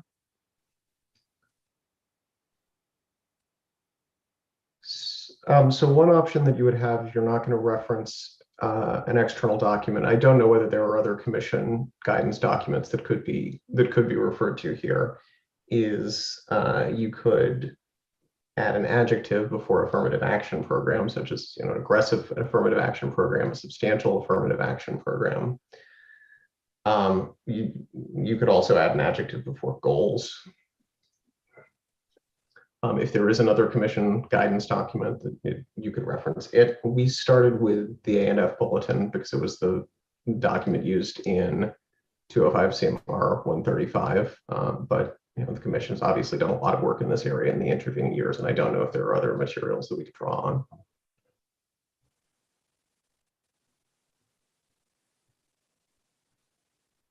Have we published the past stats for the construction process for the Cat 1 licensees? Do we have a range that says that, that would seek to, equal the Cat 1 construction numbers? And you've got all three of them. There's a range. They're all in different areas. It's not an answer we would have right in front of us today, but I'm thinking of something else like that that lets them know this is what has historically been done in this process. And so we would expect you to make efforts to get close to those numbers. And the language is, the language of subsection B is vague. And if we did not tighten that up now for purposes of promulgating this regulation today, when would be, what would be the opportunity to do that? There's already an argument that construction is well underway, and they're sort of trying to catch up with these regulations. However, they shape up in their final form. So if we're not prepared to speak to this substantively today in terms of what the expectation is for goals and communicating our values in a way that is tied to specific action, then when will we be able to do that? I'll just jump in here on timing. If the commission wanted us to, it sounds like you do want us to go back and take a look at this and figure something else out. I think we could hold the vote and bring it back on the 16th, which is not that far away. And at the very least, the operators or the potential operators absolutely know that this is in progress and they're hearing these conversations. So I don't think there's any issue with a slight delay on actually promulgating. And we take input from them, right, commissioners? Right. We've already taken that, Commissioner. Sorry, Commissioner. No, I was going to say. The last time we had these regulations before us, there was mention of the concern that there seemed to me anyway a lot of pushback on adopting these regulations or this particular section of the regulation, and so absolutely we'll accept recommendations from the public, our anticipated operators relative to category 2, and I think that invitation has already been put out there just by virtue of the prior discussion. Yes, Commissioner Skinner, I recall your comments then at that meeting very clearly. So that message was delivered. You indicated how important this is to us, and I think I'm understanding that there just may not be the necessary specificity here to help them meet our expectations, and also to make sure that our expectations are met. So probably we need a little bit more time on this particular provision. Madam Chair. Yes, Commissioner Maynard, sorry. If I may, something that I've thought about the entire time, right, that we've been moving forward on this is really the Massport model, right? And the Massport model is now being held as really a standard across the country, not even here anymore. And I think about the Omni project, right? You should probably explain that.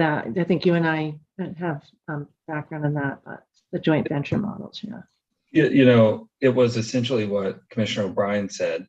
They were pulling together subcontractors and from every piece of the build, right? From down to up. And, you know, the traditional model was give us some numbers, right? And meet those numbers. And this was give us your best effort, right? And I believe, and I'm going off the cuff here, I believe it was around 25% on the Omni project. And really what Massport is striving to do on all their builds. But it's more of a, it's a really, really broad approach, right? It's turning the whole notion on the head that, well, once a minimum is hit, we're done here. And so, you know, something that I think I'm interested in from the public, also from you know, anyone else that's looking is, you know, how can we get close to that Massport model and what Tom Glenn and those folks came up with over there and then was replicated in other spaces in state government. But I think that's the gold standard, at least from my perspective. And I'm sure you can fill in better, Madam Chair. I know that you also worked on it too. Yeah, those are good models and certainly have been part of an important public policy discussion. That's why I mentioned the joint venture too. I'd like to see them at the table and not just in the sub pipeline. So there's opportunities here. And you know, the one thing is I do think that probably all of our applicants share that goal. It takes a lot of intentionality and innovation and resources. But I think that this commission has expressed its values pretty clearly. I see Derek has his hand up. Before I turn to you, Derek, Commissioner Hill, do you want to comment? Okay, Derek? Thank you. So to answer some of the questions earlier, Commissioner O'Brien's question, we actually do have white papers, and I think that Massport might have modeled off of us, which was modeled off of something that was done in the Boston group, where we actually did bring together regional groups.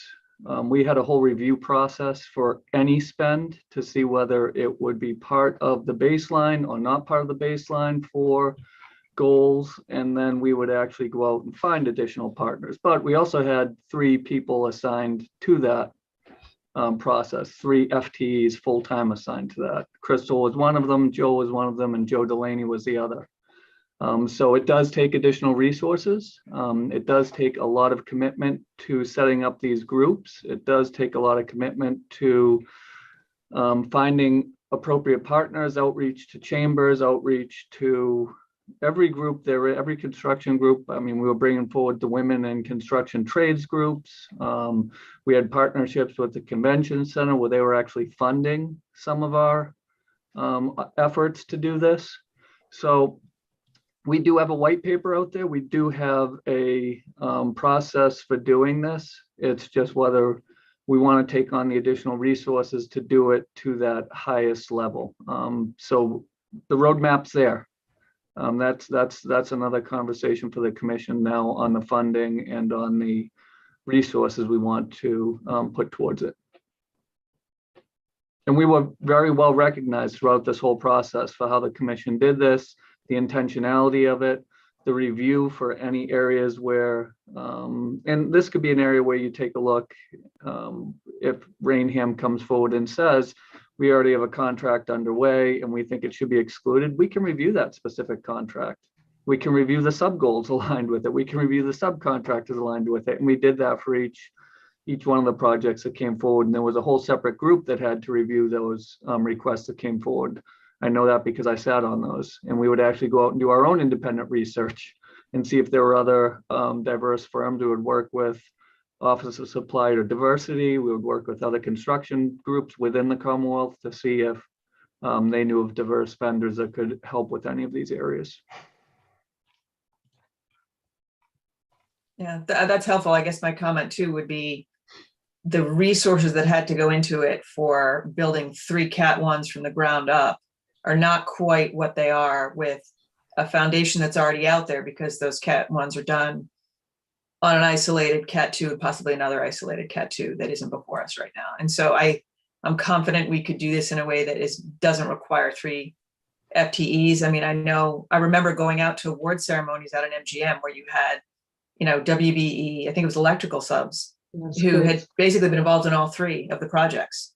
And so they, there's track records and there's known entities out there already that I think would make this, easier than the tremendous work, Derek, that you and Jill and Crystal and Joe had to put in. I remember attending some of those meetings at the tail end when you guys had done the lion's share already.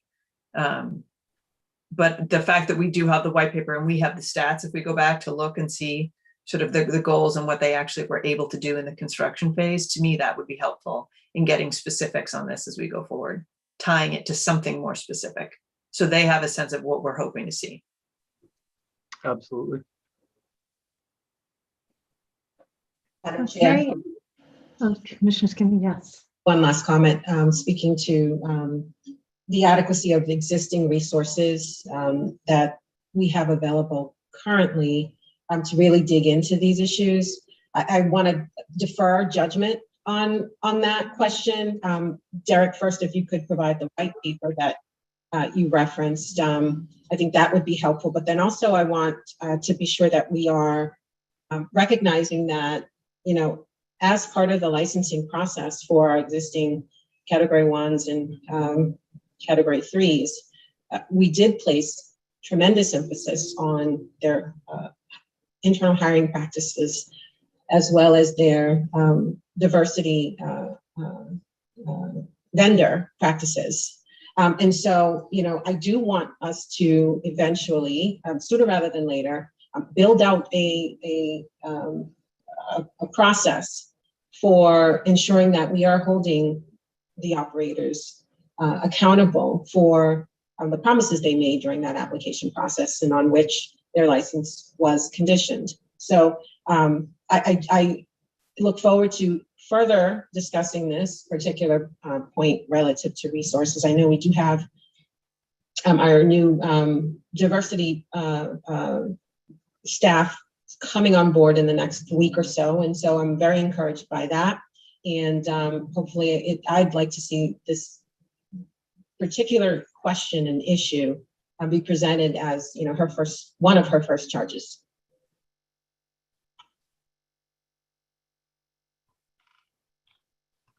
Any other comments? Okay, well, we'll look for input from the public and stakeholders, and then commissioners, if you have further ideas, let's make sure that legal hears from you. And well, I guess I would just encourage that the scale, I echo Commissioner O'Brien's note about the scale here is quite different than the CAT one. But our goals can be scaled appropriately with this respect to these particular projects. So, Paul, I'm not sure if you predicted this discussion, but here we are. Want to continue? Anything else on this point, commissioners? Okay. I will say only that Commissioner Skinner and others, I did hear you loud and clear at the last meeting. And I've also been watching the category 1 and 3 licensing processes. And if I thought there was any risk, the commission would not be prepared to have a robust conversation with the applicant during the licensing process. This, we would not propose this change. So there's one more general point I would like to make about the nature of the project plans and the commission's oversight authority. Both prospective operators asked that the commission's construction oversight authority be limited in certain respects, including in the project plan, to the sports wagering area rather than the entire facility. We don't recommend that here. The sports wagering license is what enables the entire project. So the commission may reasonably consider the entire project while deciding whether the license application benefits the Commonwealth, which means the operator is going to make representations about the entire project, and the commission has some stake in the outcome of the entire project. Also, including the entire project in the project plan allows investments made on non-sports wagering aspects of the project to count towards the $7.5 million capital investment requirement. I assume the prospective operators would prefer that. And if you closely read Raynham's red line, that is in fact how Raynham's red line worked. So moving on to 205 CMR 222.023. This section establishes when an operator needs to submit an updated project plan. As currently drafted, this section requires the operator to come back to the commission if circumstances change such that the operator expects to run late on their making their minimum capital investment, or if in general they find themselves in a position that's inconsistent with representations made to the commission. We remove the requirement for the operator to come back and obtain a revised project plan if there's any change in the method of construction. Based on the conversations we've had and in light of the size of these projects, I don't think there's interest in imposing detailed oversight of the methods of construction here. I should note, as you will see in a moment, the commission retains authority to inspect construction. So 024 addresses reporting. The last version of this regulation had a detailed quarterly reporting requirement. Both prospective operators asked that that requirement be simplified or eliminated. We don't recommend that. To our minds, it's better for the commission to know what's happening on a regular basis so that any problems, delays, a risk that an operator might not make the $7.5 million investment or might fall seriously short on its affirmative action goals can be addressed early on and delicately rather than late when they've become serious problems. However, in deference to the size and the comparative lack and the reduced urgency of these projects, we did make the reports less frequent, less detailed, and somewhat more nuanced. So the requirement is now to report twice yearly while the project is ongoing. And these reports have a few components. First, under subsections A1 and A2 is a requirement that the operator give the commission enough information to judge the operator's progress towards the $7.5 million capital investment requirement. This requirement naturally lasts only until the operator certifies to the commission's satisfaction that that capital investment requirement has been met. Subsections B, C, and D address matters that remain important even after the minimum capital investment has been met. Subsection B is a requirement that the operator give a report on the status of construction. The changes that we're recommending to this make it modestly simpler than the status report required under the parallel provision in 205 CMR 135. Third, under subsections C and D, the requirement that the operator reports on the demographics of their employees and subcontracts and talk to the commission if their performance is lagging what appeared in their project plan and their original application. The only substantive changes to these provisions is that we've dropped the word detailed from subsection C, with the understanding that the commission can always ask for more details from the operators.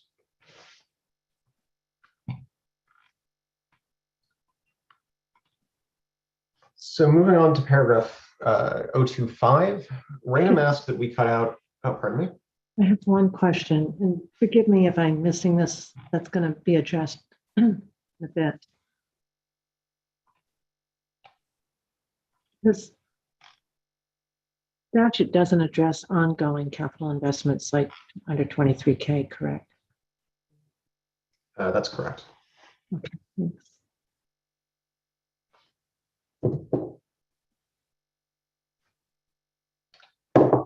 Thanks, Paul. So in subsection 5, we cut out the second sentence based on Rainham's suggestion. That's not because we don't think the commission will want to know about permit appeals. We just don't think it's necessary to enforce that by regulation. In the unlikely event that the operator failed to communicate with the commission following an appeal, you would learn about that appeal in the next biannual report.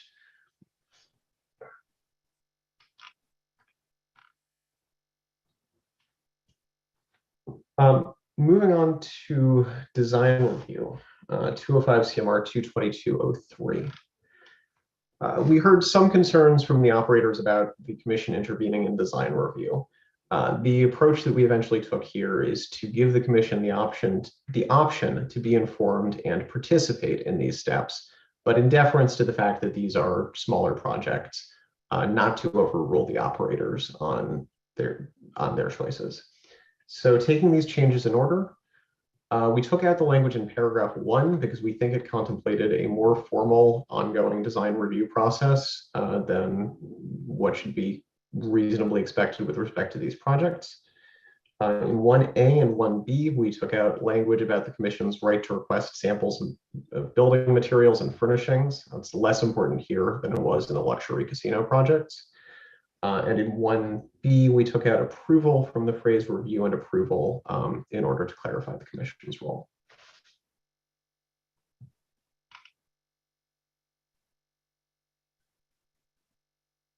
Paul? Go right ahead, Commissioner Skinner. Madam Chair, just a question. I'm back at, oh, I just lost it. I'm sorry. Oh, the appeals and the language that was removed requiring the licensee to notify the commission within 20 days of filing. I think you said that that change was proposed by Rainham. Is there a reason? Why do they object to that language? I don't remember whether there was a specified reason. I remember seeing it in their red line proposed regulation. Without recalling whether there was a reason, I can check on that if I have a moment. I assume that they simply don't want another mandatory obligation to keep track of. Again, I removed it only on the assumption that they will be highly communicative with the commission about the status of their project and any litigation that would interfere with construction. And that's because it's required elsewhere in our regulations. They're required to give a status report on, pardon me. The biannual report requires a status report on the state of construction. And if they report 6 months in that they haven't been able to build something because they're in land court, that will be quite clear to the commission. I also think that the fact that the operators value their working relationship with the commission will mean that they're communicative about these sorts of things. Thank you.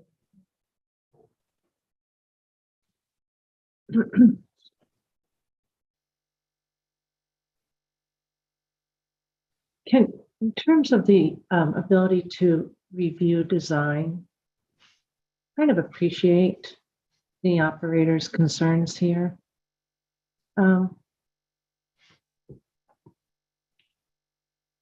I'm also appreciating the fact that we know that with respect to Rainham, construction's underway. We want to always encourage and expect compliance. So we know that there's a requirement that 7.5 million has to go after our license. But when we say such final design package shall be in the form ready for use in creating construction bid packages, is that helpful for them, or is that possible for them? And then the other, more of a general statement is that I'm assuming with the general statement, the commission may participate in any design review process that would require the commission to vote on that before the team starts taking a deep dive on design. Well, I'll take those questions out of order. So the commission or its representative may participate. So the commission can assign somebody to participate in any design review on the project. But I think the real answer to your question is that there is still a requirement in the project plan which is reviewed and approved by the commission, that the operator submit an initial design for the project.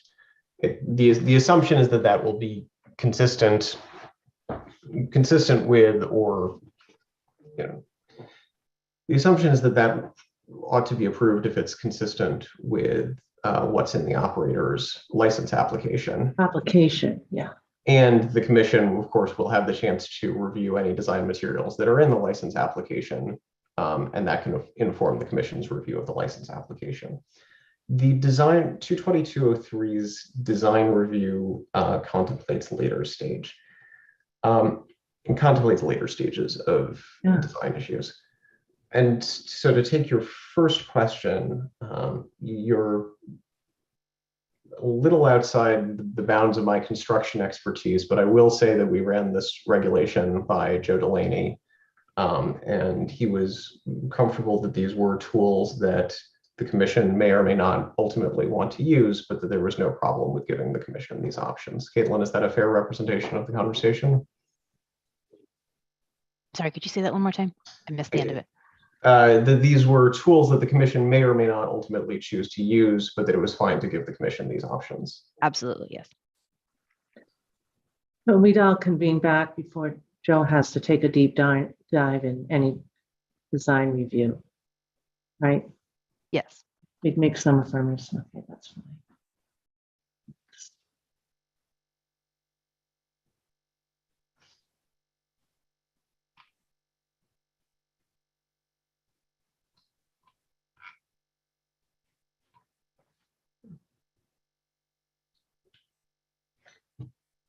So if I may That move was on helpful. to 2204. I think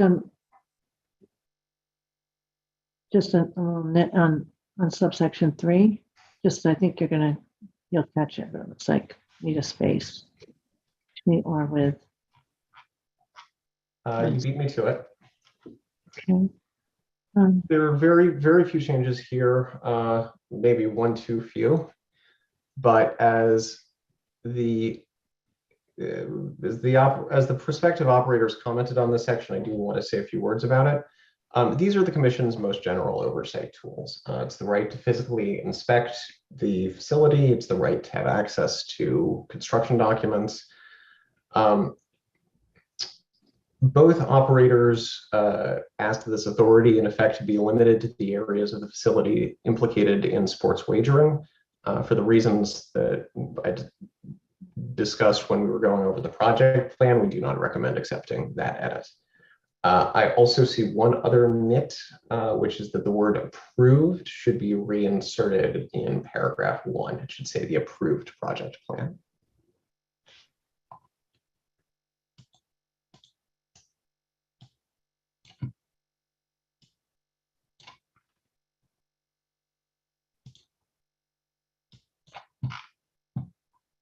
So 22205 needs a little bit of context. The previous draft of the regulation had a bonding requirement where the bond was to be released when the operator certified that it had reached the final stage of construction.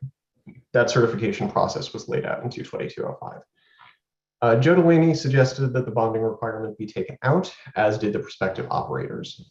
We adopted that recommendation, but we think it's still useful to have the commission officially sign off, both for its benefit and for the operators, that the $7.5 million has in fact been invested. So we amended the certification requirement that we had in 22205 to become a certification that the required investment has been made. When that certification is approved by the commission, the operators' biannual reports no longer need to report on their progress towards the $7.5 million requirement, and they are no longer sanctionable for failing to make the investment. 22206 addresses grounds for discipline. When we last brought this regulation forward, the commission asked for there to be a presumption in subsection 1 that a license would be suspended or revoked if the operator failed to spend the $7.5 million within 3 years, but to have some flexibility if the failure was due to extraordinary circumstances or if there was another good reason to pursue different discipline. So we adopted those two changes here. The provision now states that the operator shall be subject to discipline unless it can show that its failure resulted from extraordinary circumstances, and the disciplinary action is presumed to include the suspension of the revocation of the license, but the commission may impose other or lesser discipline in its discretion.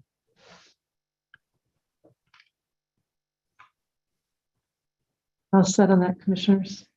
I think I see all nodding heads. And Paul, I wouldn't have picked up on that typo. I thought you were going to the next sections. Earlier, I was giving you a little heads up as I'm scrolling. Thank you. So with that, you're moving on to now. Page 169 and subsection 2 of 222.06. 06. 06.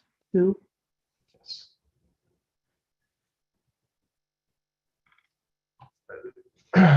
So the reason we took this list of examples out of subsection 2 is we just decided that this was simpler and consistent with our drafting practice elsewhere without affecting the Commission's disciplinary authority. I'll note for the record that Rainham recommended eliminating subsection 2 in its entirety. I don't remember whether they explained that in their letter, but I assume that's because they recognized the Commission's reserved disciplinary authority in 205 CMR 232. Moving on to 222.07, at the last meeting where this regulation was discussed, you asked us to incorporate the specific costs from 122 that are to be included or excluded. We did that here. This should all be consistent with what Todd walked you through at the last meeting. As we discussed, some of the includable costs in 122 were specific to MGM and Region C due to particular financing issues in that region. We put those on the excluded list here. Their inclusion in Region C was something of a special case. And although Rainham has asked for these costs to be includable, there's been no explanation of why that special treatment should extend to the construction of these sports wagering facilities. We were also asked at the last meeting whether simulcasting equipment would be included. And after some consideration, we excluded it from paragraph 222.07(2)(g). I don't believe either prospective operator asked for it, and we tend to think that replacing or upgrading simulcasting equipment is probably not what the $7.5 million capital investment is meant for.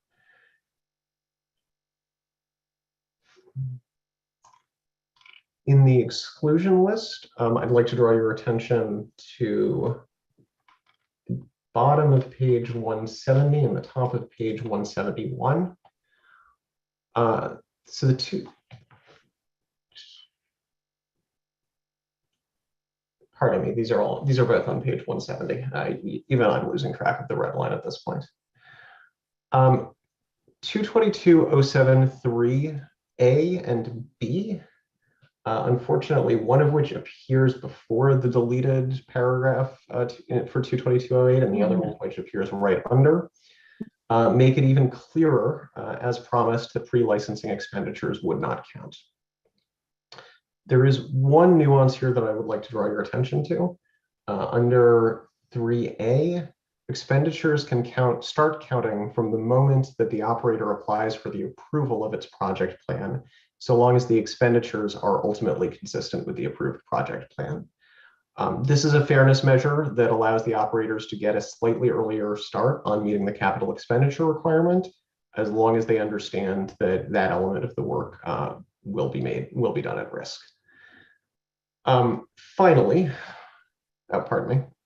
So is that clarifying what I was alluding to, so that they can start making expenditures now toward that 7.5 before licensure? Am I misinterpreting that? They can only make expenditures post-licensure, but they can start making expenditures as soon as they have applied for approval of a project plan, provided that the expenditures are ultimately consistent with an approved project plan. So they're making them at their risk, but for instance, Rainham has submitted its application. So anything they're doing right now, they're getting credit for the 7.5. So they're at risk if we don't approve. Nothing counts until a license is awarded. Okay, then I'm misinterpreting this. I'm so sorry. I am too, though. I'm misinterpreting the practical effects of the language then. I think it's, if I'm understanding it, they can't put anything toward it till they actually have the license approval. They can, however, at that point, have their project plan, and consistent with that project plan, start sort of keeping calculations. And if it's consistent with the project plan, then that can go toward the total. even though we haven't necessarily signed off on the details of the project plan when they go forward. Is that accurate, Paul? That's correct, Commissioner O'Brien. So there's a sort of a hard starting point of license issuance. And then there's sort of this, yes, proceed at your own risk, but if they're consistent with a project plan they know is what we're kind of wanting to see, then it's a sort of a safer calculated risk to do the expenditure because they know it's likely or possible. And especially, pardon me, and especially because I understand Rainham has submitted many of the materials that would be included in a project plan with its license application. I anticipate that Rainham will be able to submit a project plan application quite promptly upon approval of its license, should the license be approved.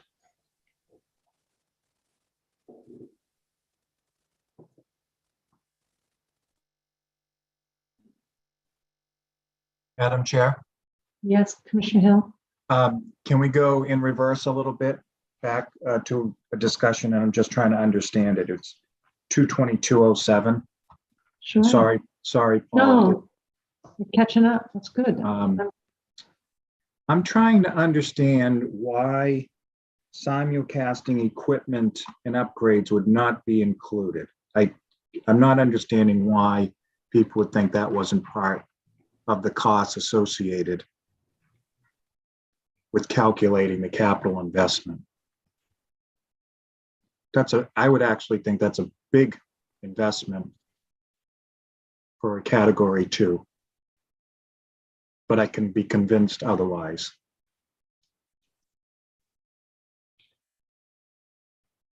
Legally, I would say the commission has discretion either way. This is a policy choice for the commission. Yes, I was the one who raised that issue last time, Commissioner Hill, and I'm really glad you asked the question again because I thought I heard Paul give an explanation why just a few minutes ago, a short reason, and I'm not understanding it. Did we have a discussion with Joe about it? I would think you would include it, so I'm trying to figure out why we're not.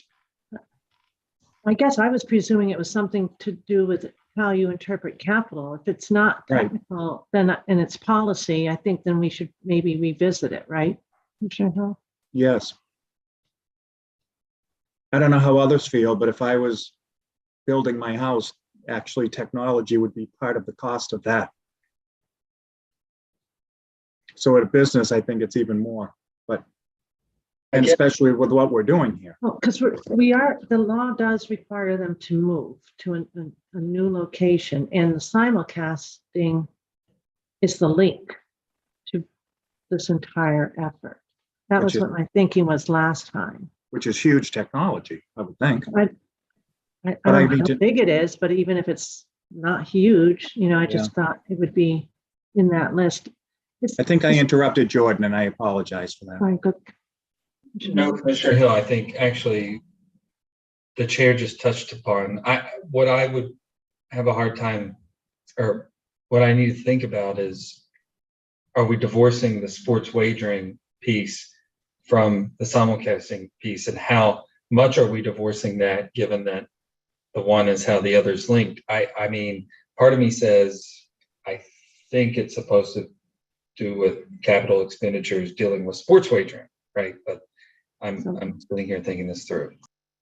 Yeah, same way. I'm sorry, Madam Chair. I just wanted to jump in on Commissioner Maynard's point. I agree with that, and not to say that we can't discuss it and figure it out. To the contrary, but I was of the same opinion. And just at some point, I noticed that Attorney Grossman has turned off his microphone, so I would love to hear what he has to say when everyone else is ready. So maybe we should go back to the top line for purpose of calculating capital investment for a category 2 sports wagering license. Todd, must it only be tied to sports wagering per se? Not necessarily. I think actually you all hit on the exact point I was going to make, and I guess I would just maybe sum it up and reiterate what everyone has said, which is the only requirement in the statute is that they make $7.5 million capital expenditures. And there's no further guidance as to what that means exactly. So it's entirely up to the commission to make that determination. And to Commissioner Maynard's inquiry, is it supposed to just be related directly to sports wagering operations? Are you more concerned with what the building is going to look like physically? Or are there other matters that you may find relevant to the calculation to include them? Now, I would submit that simulcasting is certainly related. You can't argue that it's unrelated. It's the nexus that gets them here. So I think it is all really a policy question. There might be outer bounds to that. If they told you they were going to spend $7 million on simulcasting equipment, and then the building itself was only going to be $1 million, maybe you have concerns with that. So this is all the balancing act that I think you're doing right now, is figuring out what should be included and what should be excluded. And that was the exercise the commission did when the initial list was compiled many years ago, is making policy decisions. And of course, ultimately, the cost should be associated with capital investments and improvements to the property, and not other things. But that's why things like legal expenses were cut out, because that doesn't go to the value of the building and its contents and things like that. But simulcasting equipment certainly falls somewhere in between there. So I think that is ultimately just the policy judgment that the commission will make. Well, I personally think it should be included, and I go back to if you're going to be redoing a state building, the cost of technology is part of that cost. Now, how, if you brought up the percentage, 6 million for simulcasting, 1 million. Well, I would have a problem with that for sure. I don't know how everybody else thinks. And actually, I don't know if Derek is still here, but I know he's had some experience in his past life regarding repairs to buildings and things of that sort, I think. So before we do that, Commissioner Hill, so the other question that I have is, there are also accounting principles, right? And tax principles in terms of what would be a capital investment and not. So there's sort of that question. And then within that, where's our discretion and where do we want to put it? And I know I liken this more to slot machine, right? So that if, rental versus purchasing and upgrading of slot machines, that sort of thing. So, and correct me if I'm wrong, but my memory is those are treated as capital expenditures under the capital investment requirements for the Cat 1s and the Cat 2s, right? If I may intervene to answer that question. Yes, Paul. Mm-hmm. In O2G, which is the first full paragraph on page 170, you will see that the purchases of equipment, including sports wagering equipment, is covered. And if the commission decides that simulcasting equipment should be covered, it's a very easy fix to insert the words "or simulcasting" after sports wagering. Or could it be at our discretion? Because to your point, Commissioner Hill, maybe we don't want to approve 6 on the simulcast and 1 on the sports. Maybe we want some ability to say, that's overly emphasizing simulcasting as opposed to sports wagering here. Just a thought. Yeah, good thought. But Derek was nodding his head that I was going to ask the same question that Commissioner O'Brien asked. Capital investments, we have to meet the accounting principles. But I think of the simulcast equipment as being IT, right, Derek, mostly? So it is. Some of it's IT, some of it's actual terminals. However, with a new building, you can roll all these things into it. And so accounting principles would take place and says anything to put that building or asset into its place and be used for its intended purpose can be capitalized and can then go into a depreciation schedule. However, if the entity has a different way and they want to treat each one of those machines as a separate asset, they can do that too, because it would meet a capital depreciation life cycle of how many years you're doing it over. So as far as, and this is what we talked about the first time around, as far as a capitalized asset discussion, I think all these meet it. It's more of a policy discussion as to what you would like to include and whether you're going to distinguish between those two separate laws, the 128AC or 23N, but the fact that you have to have 128AC for 23N to take place brings a pretty nice nexus together that would give you that ability to put all of this under one construction cost and treat them all as the same. And it's an amenity, right? It's a nice amenity, just like a restaurant would be at the hotels and at the casinos.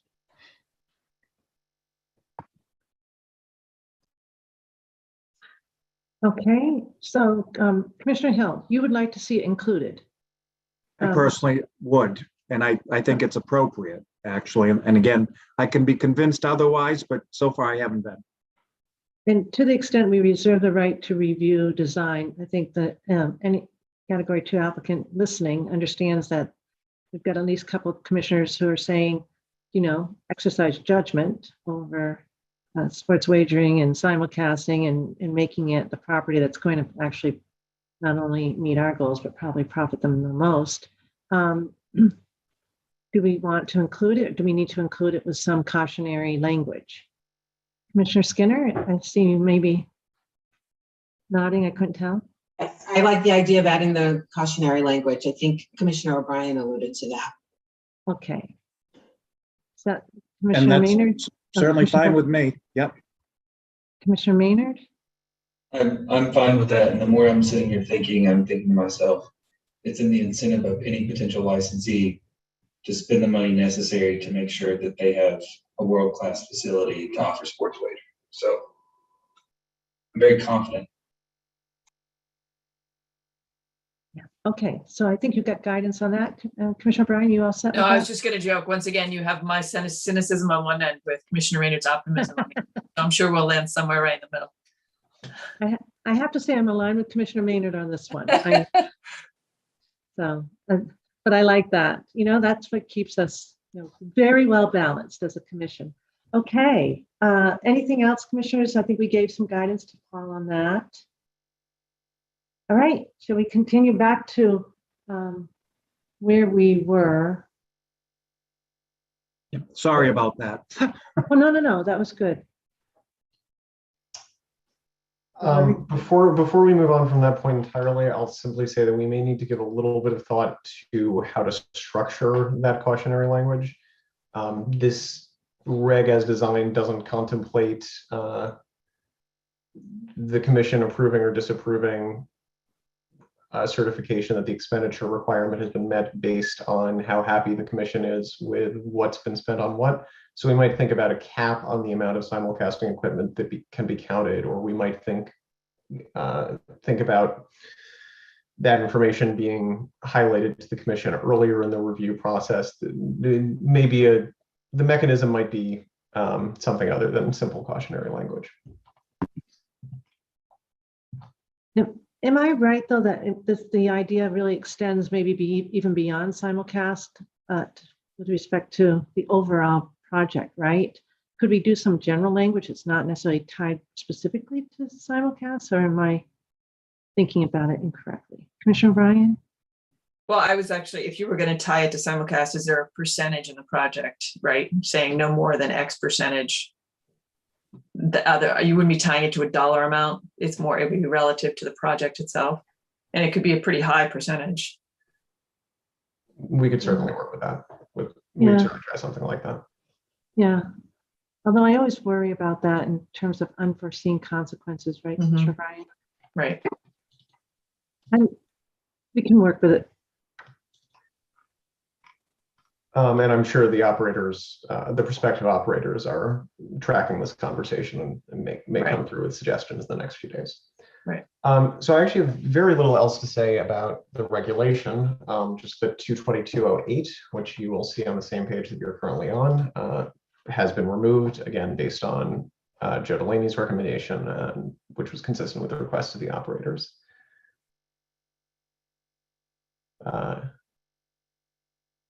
I see we may be momentarily without the chair, but I'll pause to ask whether there are any questions.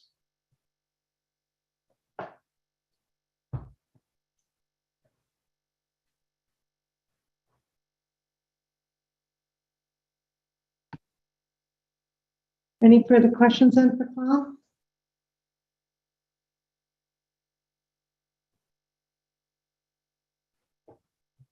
All right. Caitlin? All right, so we will take this back and bring you a revised version.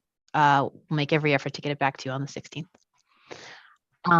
All right, the next reg in line is 205 CMR 234, sports wagering vendors. This is up for a final vote today, and I'll let Paul take it away. So this regulation picks up on page 200, and you will see that there is some red line here, but it is actually misleading. This is all red line that was adopted by the commission at its last meeting. We are not recommending any changes to this regulation at this time. We do have a handful of comments from an operator and did not note the page number in my notes, so if you'll give me a moment to find it, I can direct you to it on page 222 of your packet.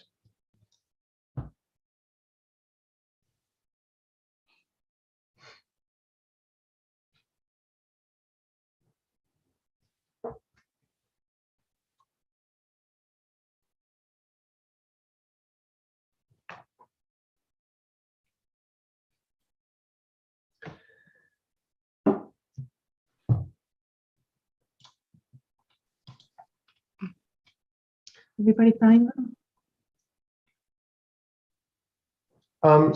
We don't recommend adopting any of these comments as the upshot. These are a number of the kinds of comments that we've seen requesting that the commission limit its own regulatory authority, delay operators' obligation to provide information, and while I'm happy to walk through them individually, and I'll add that none of these address the last round of changes to 234. These all address matters that have been in 234 since early on, at least since the first final adoption, perhaps since the emergency promulgation.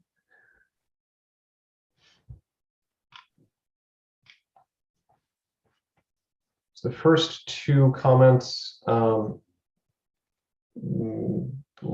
ask to limit the Bureau's ability to require possible vendors to provide information. We don't advise that for the same reasons we wouldn't advise that with respect to the Commission and the Bureau's authority to obtain information about anything. They asked to replace immediately with as expeditiously as possible. I believe that comment is on the section dealing with separating from problematic vendors. We think that should be done. We think that should be done immediately. And if there are particular issues, they can work with the Bureau and be in conversation with the Commission about it. We've seen requests like this request for the Commission to handle confidential or sensitive matters confidentially or sensitively before. As always, there are constraints imposed by the open meeting law and the public records law, and the Commission does have approaches and tools to address confidentiality concerns. There's no reason to add this language to the regulation. Matters can always be dealt with sensitively as they come up on an individual basis. These two edits to the kinds of changes the Division of Licensing can make to forms misunderstand the nature of the regulation. The Division of Licensing changes the form itself. The comments are premised on the idea that the Division of Licensing would change the applicant information on the form, which is not how the regulation works. And then finally, they're asking for essentially a cure period for the division before a vendor application is administratively closed if they fail to respond to a request from the Division of Licensing. The Division of Licensing has the judgment to decide whether to administratively close an application on failure to receive information. We don't need to insert a formal cure period or introduce the confusion that would be created by using the reasonable time language that they propose.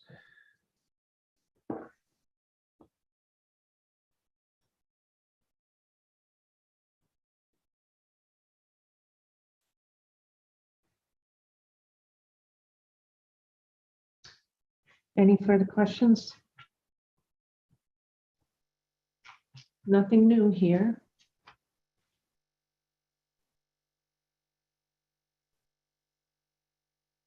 I think I realized that on the last one, we didn't take a vote, but we're all set on the other two, right? I know this. Did we miss one vote?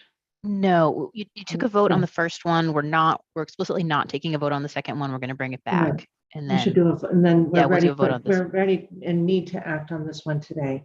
I thought I lost track of number 4, my apologies. Okay. Do I have a motion? Commissioner Skinner? I move that the commission approve the amended small business impact statement and the draft of 205 CMR 234 as included in the commissioner's packet and discussed here today. And further, that staff be authorized to take the steps necessary to file the required documentation with the Secretary of the Commonwealth to finalize the regulation promulgation process. Second. Any further questions or edits on this? All set? Commissioner Bryan? Aye. Commissioner Hill? Aye. Commissioner Skinner? Aye. Commissioner Maynard? Aye. I vote yes. Okay, yes. Money management, right, Caitlin? And commissioners, it's 12:54. I know we're trying to work through Commissioner to accommodate Commissioner O'Brien the best we can, but I do respect anybody's need for a break. We'll continue. Commissioner Skinner? I can get through this next set, 255, but I would be asking for even a quick lunch break, 15 minutes or so, because I know we're going right into the GPAC meeting right after this. And Commissioner O'Brien has a requirement around 2. Commissioner O'Brien, I know that you might be able to continue mobile. Is that what your plan is? Yeah. What I might do is go mobile a little earlier, so I just get to where I need to be stationary. Okay. Gives me a little extra time on the other end. Yeah. We certainly wait to accommodate Commissioner O'Brien, whatever. No, that's, Yeah. it's No, fine. I need to leave probably about 45 minutes, half an hour before you guys do, but I can stay on. I can try to maneuver it to stay on as long as possible until you guys end at 3. Thanks. We are navigating a little bit of scheduling challenges today. All righty. Play management. Good afternoon, Madam Chair and Commissioners. So your there, next Karen. regulation today, starting on page 225 of your packet, is 205 CMR 255, the play management regulation. You did see this regulation in January. You had a lengthy discussion about it, particularly related to notifications of upcoming limits. We've made a number of changes to the regulation as a result of that discussion in January. And I'm going to turn it right over to Annie Lee from Anderson and Krieger to walk us through the updated regulation. Thank you, Carrie, and good afternoon, Madam Chair and Commissioners. So as Carrie stated, this regulation has been revised following the discussion that we had in January regarding this regulation. Specifically, it was revised to pare down the things that we heard from operators as well as GLI might be technologically difficult and perhaps might have unintended consequences that could undermine responsible gaming rather than promote it. And so with that, the edits and the red line that you'll see here today are made to reflect those comments. We haven't added anything new to it. And so the red line shows primarily that we made edits to this regulation to first, as Carrie mentioned, to remove the section regarding notifications of approaching limits, to remove obligations imposed on sports wagering kiosks, and to remove notifications that would apply to net loss, a max deposit, as well as an account balance.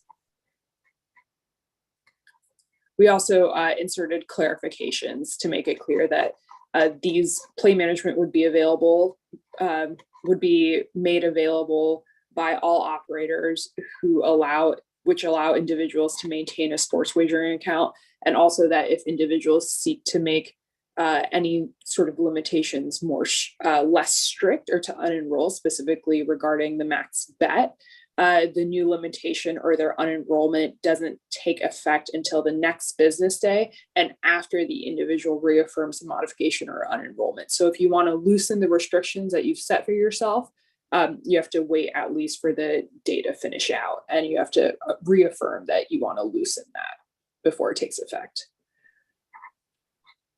And so, as I said at the beginning, we haven't added anything new. It's mostly to reflect that the comments that we've received from operators as GLI sort of regarding some of the feasibility as well as the unintended consequences of what we previously put before this commission in January. So if there are any questions, I'm happy to address them. Lee, I have a question for you. Yes, please. In subsection A of section 1 there, does it add clarity to add the word single before wager, just to distinguish it from subsection B, which talks about cumulative dollar amounts? I think as you've proposed it, that the addition of single, I think, makes sense to me. I don't see any sort of problems with including it. Okay. And then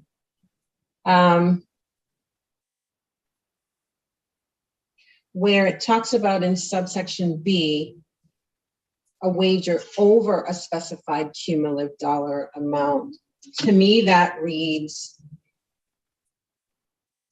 as the limitation not being in play until after they've already exceeded the limit that they've set. So I would propose removing the word over, right? Because I think that would kind of defeat the purpose if the interpretation of this is that the limit not take effect until after they've already gone over, right? The point is so that they will not go over.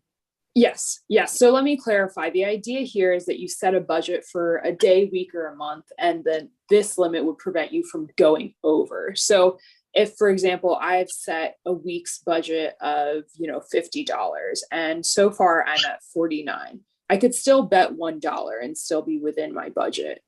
It would stop me after I go over that 50. But if I'm at $1.49 of 50 already wagered and I attempt to place a $5 bet, then it would stop me because that would then take me over the cumulative dollar amount. So it's not that you have to cross the budget in order for it to kick in. It's that it stops you from going above that budget that you've set. Okay, and this language does that, we're sure, because I was a little caught up in that word over. But I'll confess that as the drafter of this regulation, the language makes perfect sense to me. But if others are having sort of the same interpretation that you did, I'm happy to take another run at the language. Annie, all the lawyers in the room smiled with that response.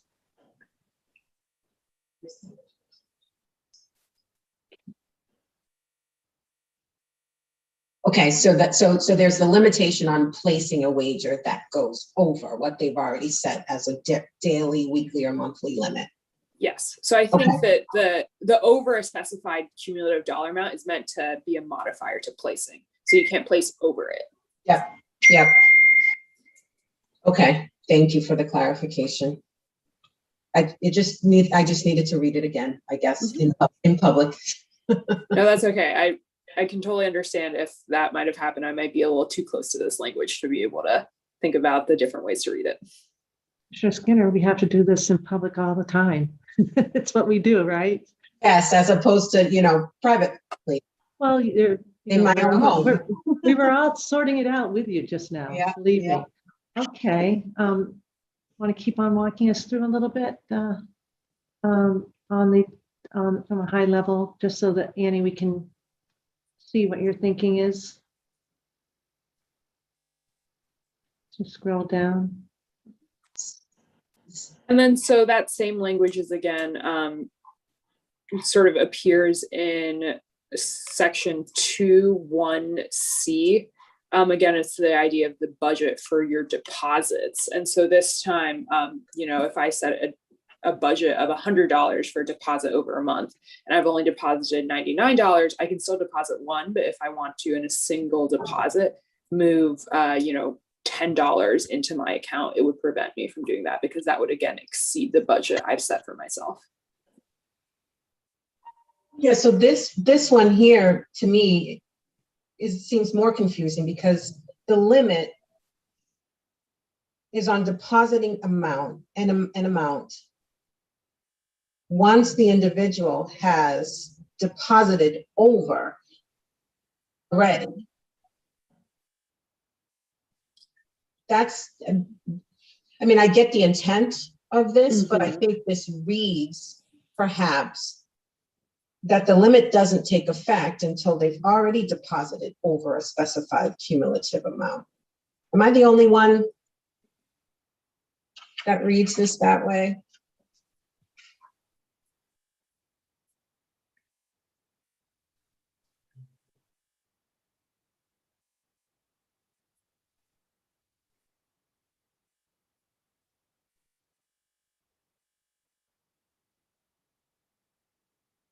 Deposit the amount into the individual sports wagering account once the individual.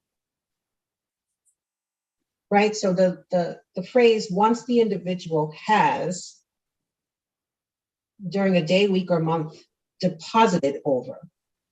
So it suggests that they have to go over before the limit kicks in.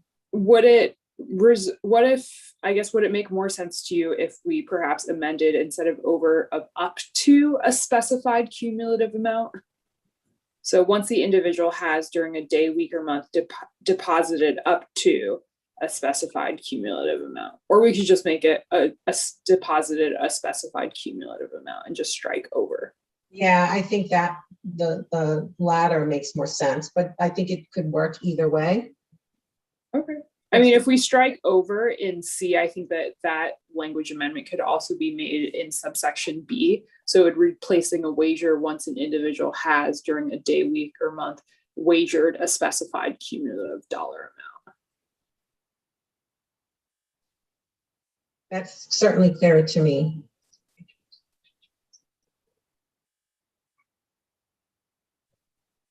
Okay. And does that work? Does that amended language work for subsection B as well? Just removing the word over from that? Yes, that's what I just read out, was to suggest that if we remove over from subsection C, that we do the same for subsection B. Okay, I missed that. Thank you. All right.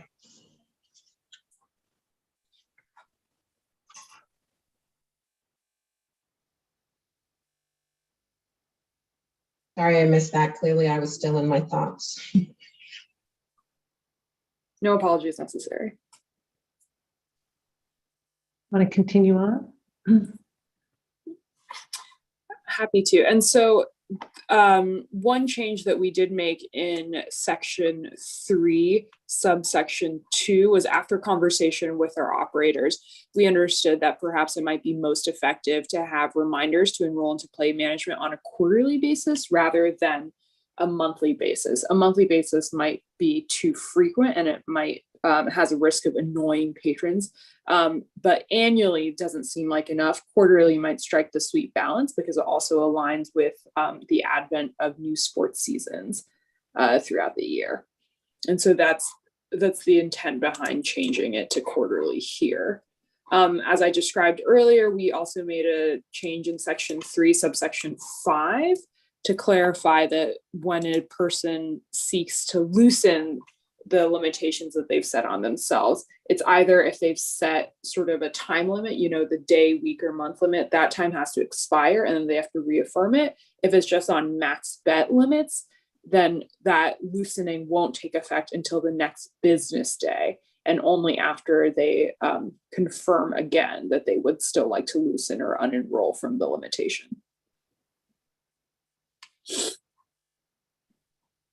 If there are no questions there. Yeah, so Annie, I guess my reaction to the monthly to quarterly, I don't like. To me, I don't think monthly is onerous, but I don't know how anybody else feels, or I see Mark, I don't know how that team feels about it. It doesn't seem onerous to once a month be reminded of an RG tool. Commissioner Madam Chair. O'Brien, monthly is consistent with the play. With the gaming side, right? And Play My Way, right? Mhm. So I would like to keep the monthly myself. Madam Chair, Yes.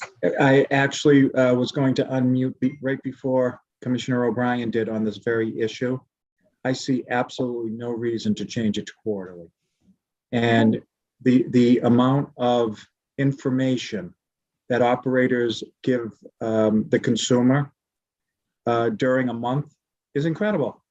Right. So there's really no reason why we would wait a quarter for this message to be sent when they're sending out other messages, that are helpful. So I would see no need to change this to quarterly. Understand it, but don't agree with it. Okay, is everyone in agreement with that? I'm presuming then that the recommendation for quarterly was strictly from operators and not from, Mark is just weighing in now, but strictly the operators, right? And, That's correct. That was a suggestion from the operators. okay. Anyone object to maintaining our monthly? Okay. No. We'll reverse course on that one. And then you'll see at the bottom of page 226 and the top of 227 in your packet, we struck the section regarding notifications of approaching limit. When we discussed this in January, we had proposed alerting an individual when they were reaching 70%, 75% of essentially their budget to let them know, hi, you're approaching your limit. Just wanted to give you kind of a heads up. Operators, again, raise significant concerns about whether or not this would be too annoying for patrons and actually cause them to unenroll from play management because they could potentially be receiving too many notifications. We also, I believe, received sort of comments from GLI questioning the technological feasibility of this notifications piece as well. Mark?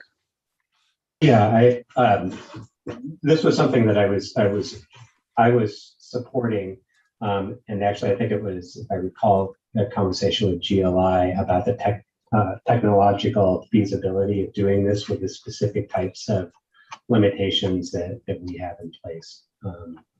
So based on that, I was supportive of striking that specific section.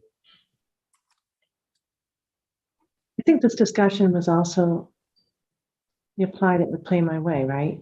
Don't want to. Yes, yeah.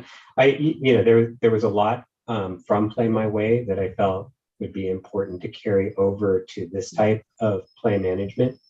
And I think, after consultation with a variety of folks, understanding the difference between a slot machine-based play management system based solely on the budget and the types of limits that are available for sports wagering, it was clear that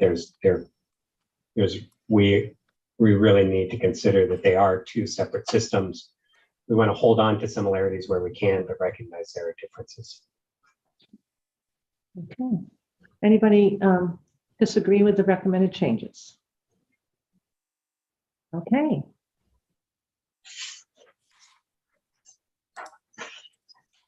Right. The next change, or the next significant change, is at the bottom of 228 of your packet, a section 6 regarding additional limitations. As we heard from some of the operators, some of our operators engage in play management programs beyond those that we'd already outlined or proposed in this regulation in January. Specifically, I think that there's at least one operator who I believe offers play management or automatically enrolls players under the age of 25 in play management.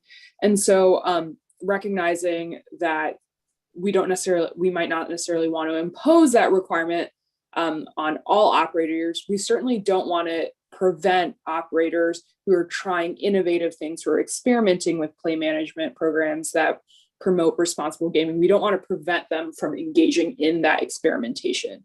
So where there are operators who have innovative ideas about how to promote responsible gaming through play management programs, we included this section as a way that allows operators to essentially ask the commission for permission to do so. And so in that request, they'll submit they'll describe the additional limitation and the intent and sort of the idea behind the mechanism and the effect it's supposed to have, for which they want to implement. And there might potentially be an aspect of the program that requires relief from some of the requirements that are imposed by this regulation. If there are any requirements imposed by this regulation that their new program would seek relief from, we would also ask operators to describe specifically why they need relief from this regulation or parts of this regulation in order to implement the sort of experimental play management program. And we also structure this to sort of provide the ultimate authority, the ultimate yes or no to the commission. So an operator can't go ahead and just sort of say, we're not going to comply with one part of this regulation because we're trying something new. That has to be cleared by the commission prior to its rollout. And also understanding that there is a bit of an experimental aspect to some of these play management programs. We've also asked that the operators collect data and analyze that to understand the efficacy of such an experimental program.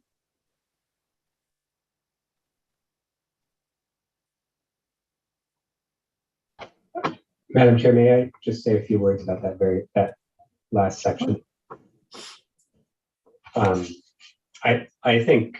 I think this is great. I think that we do recognize that there are promising practices. For example, identifying those under the age of 25 who are at greater risk of gambling related harm, especially related to sports wagering. I think that there's potential for recognizing additional ways that we can identify at-risk groups and where we may wish to employ this tool for those groups as well. But I think the key here is gathering data and monitoring and assessing effectiveness out of the gate for this. So you like this? I like it, and I think that it's something that the commission should continue to watch this specific area and how play management can be used or even required for groups that are exhibiting risky gambling behavior. Individuals exhibiting risky gambling behavior. Thanks. Other comments on this edition?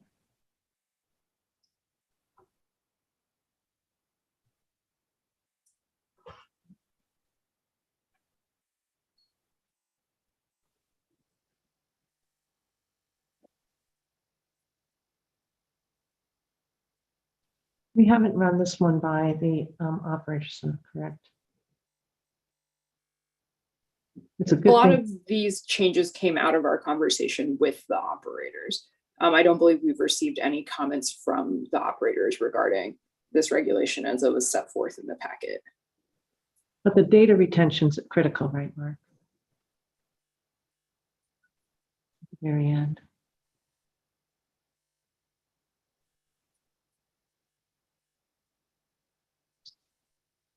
Mark, that data retention, that's not going to, that's critical, and that won't present a problem for the operators, correct? I did not get any feedback that would present an issue. Good. Across the board, understanding utilization of these types of RG tools is really important. So I think it's an important piece of the regulation. All right. Other questions, comments? Thoughtful addition. All right. So,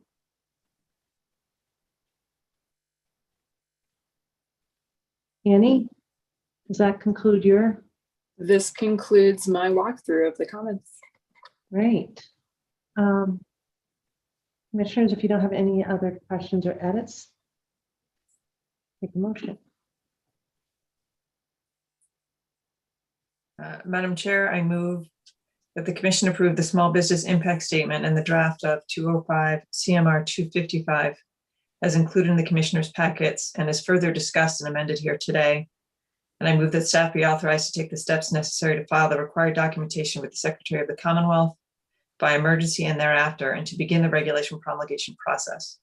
I further move that staff be authorized to modify chapter or section numbers or titles and file additional regulation sections as reserved, to make any other administrative changes as necessary to execute the regulation promulgation process. Second. Thank you. Any questions, comments, edits? Okay, Commissioner O'Brien. Aye. Commissioner Hill. Aye. Commissioner Skinner. Aye. Commissioner Maynard. Aye. I vote yes, 5-0. Okay. I know that we probably need at least a very, very short break in order to try to get through this before what becomes a hard stop, certainly around 2:45. It's 1:20. Is 1:30 too short, Commissioner Skinner? Is that? Yeah, I would advocate for 1:35. Okay. Your advocacy is successful. 1:35. All right. We'll return at 1:35 and thank you, everyone. Excellent work to the legal team. Thank you to A&K. As always, we appreciate your diligence. Thank you.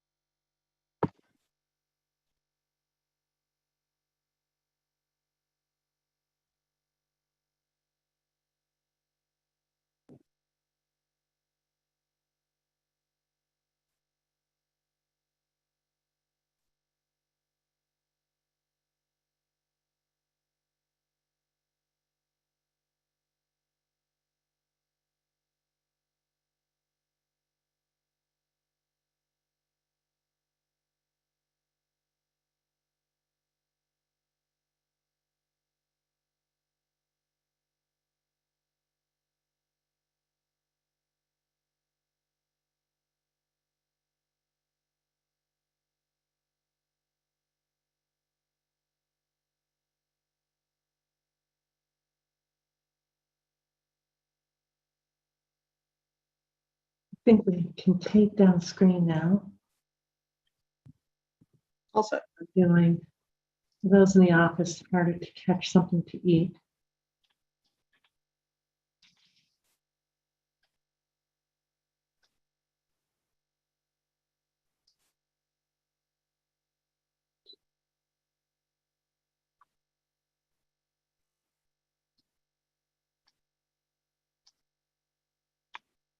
Lily, it's nice to see you. Good to see you too.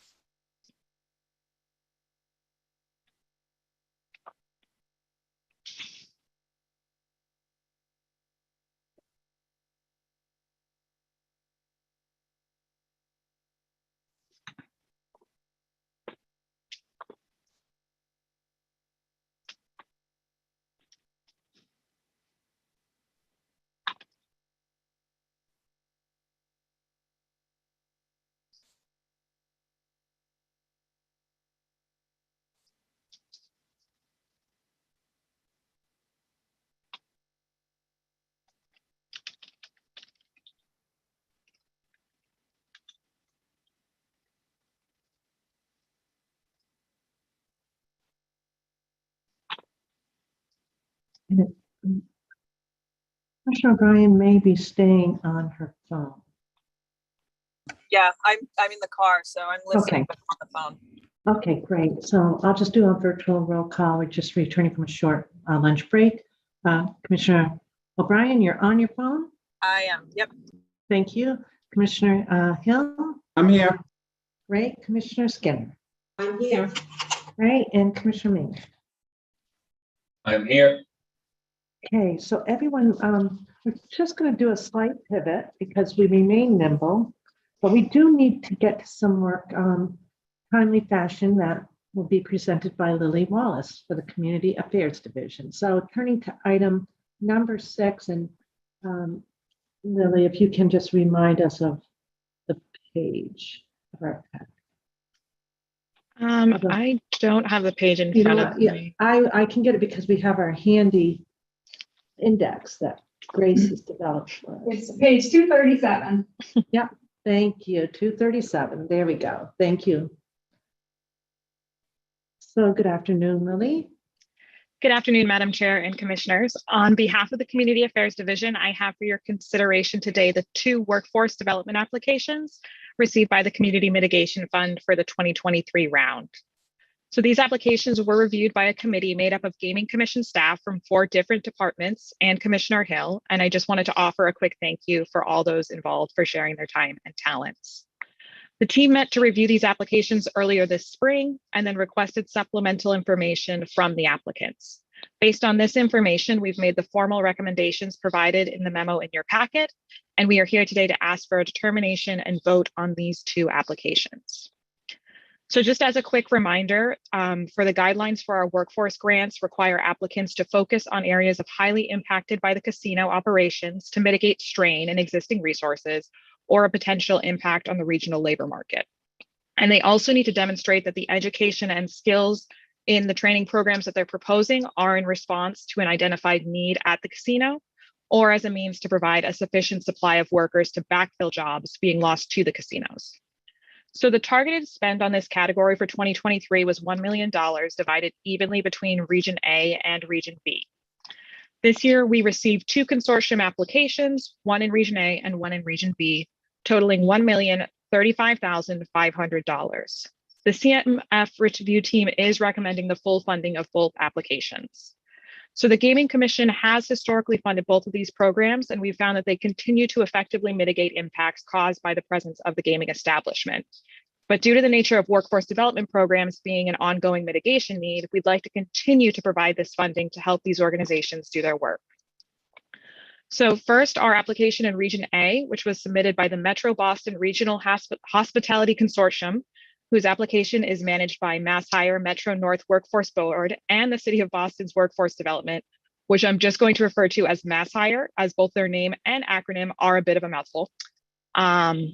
They are managed specifically by MassHire. And the way that I like to think of this program is trying to create an ecosystem for success. Because they are a larger and more established, connected organization, they're able to meet people where they're at and connect them with one-to-one career counseling and prescribe them into different programs within their community partners to support career goals.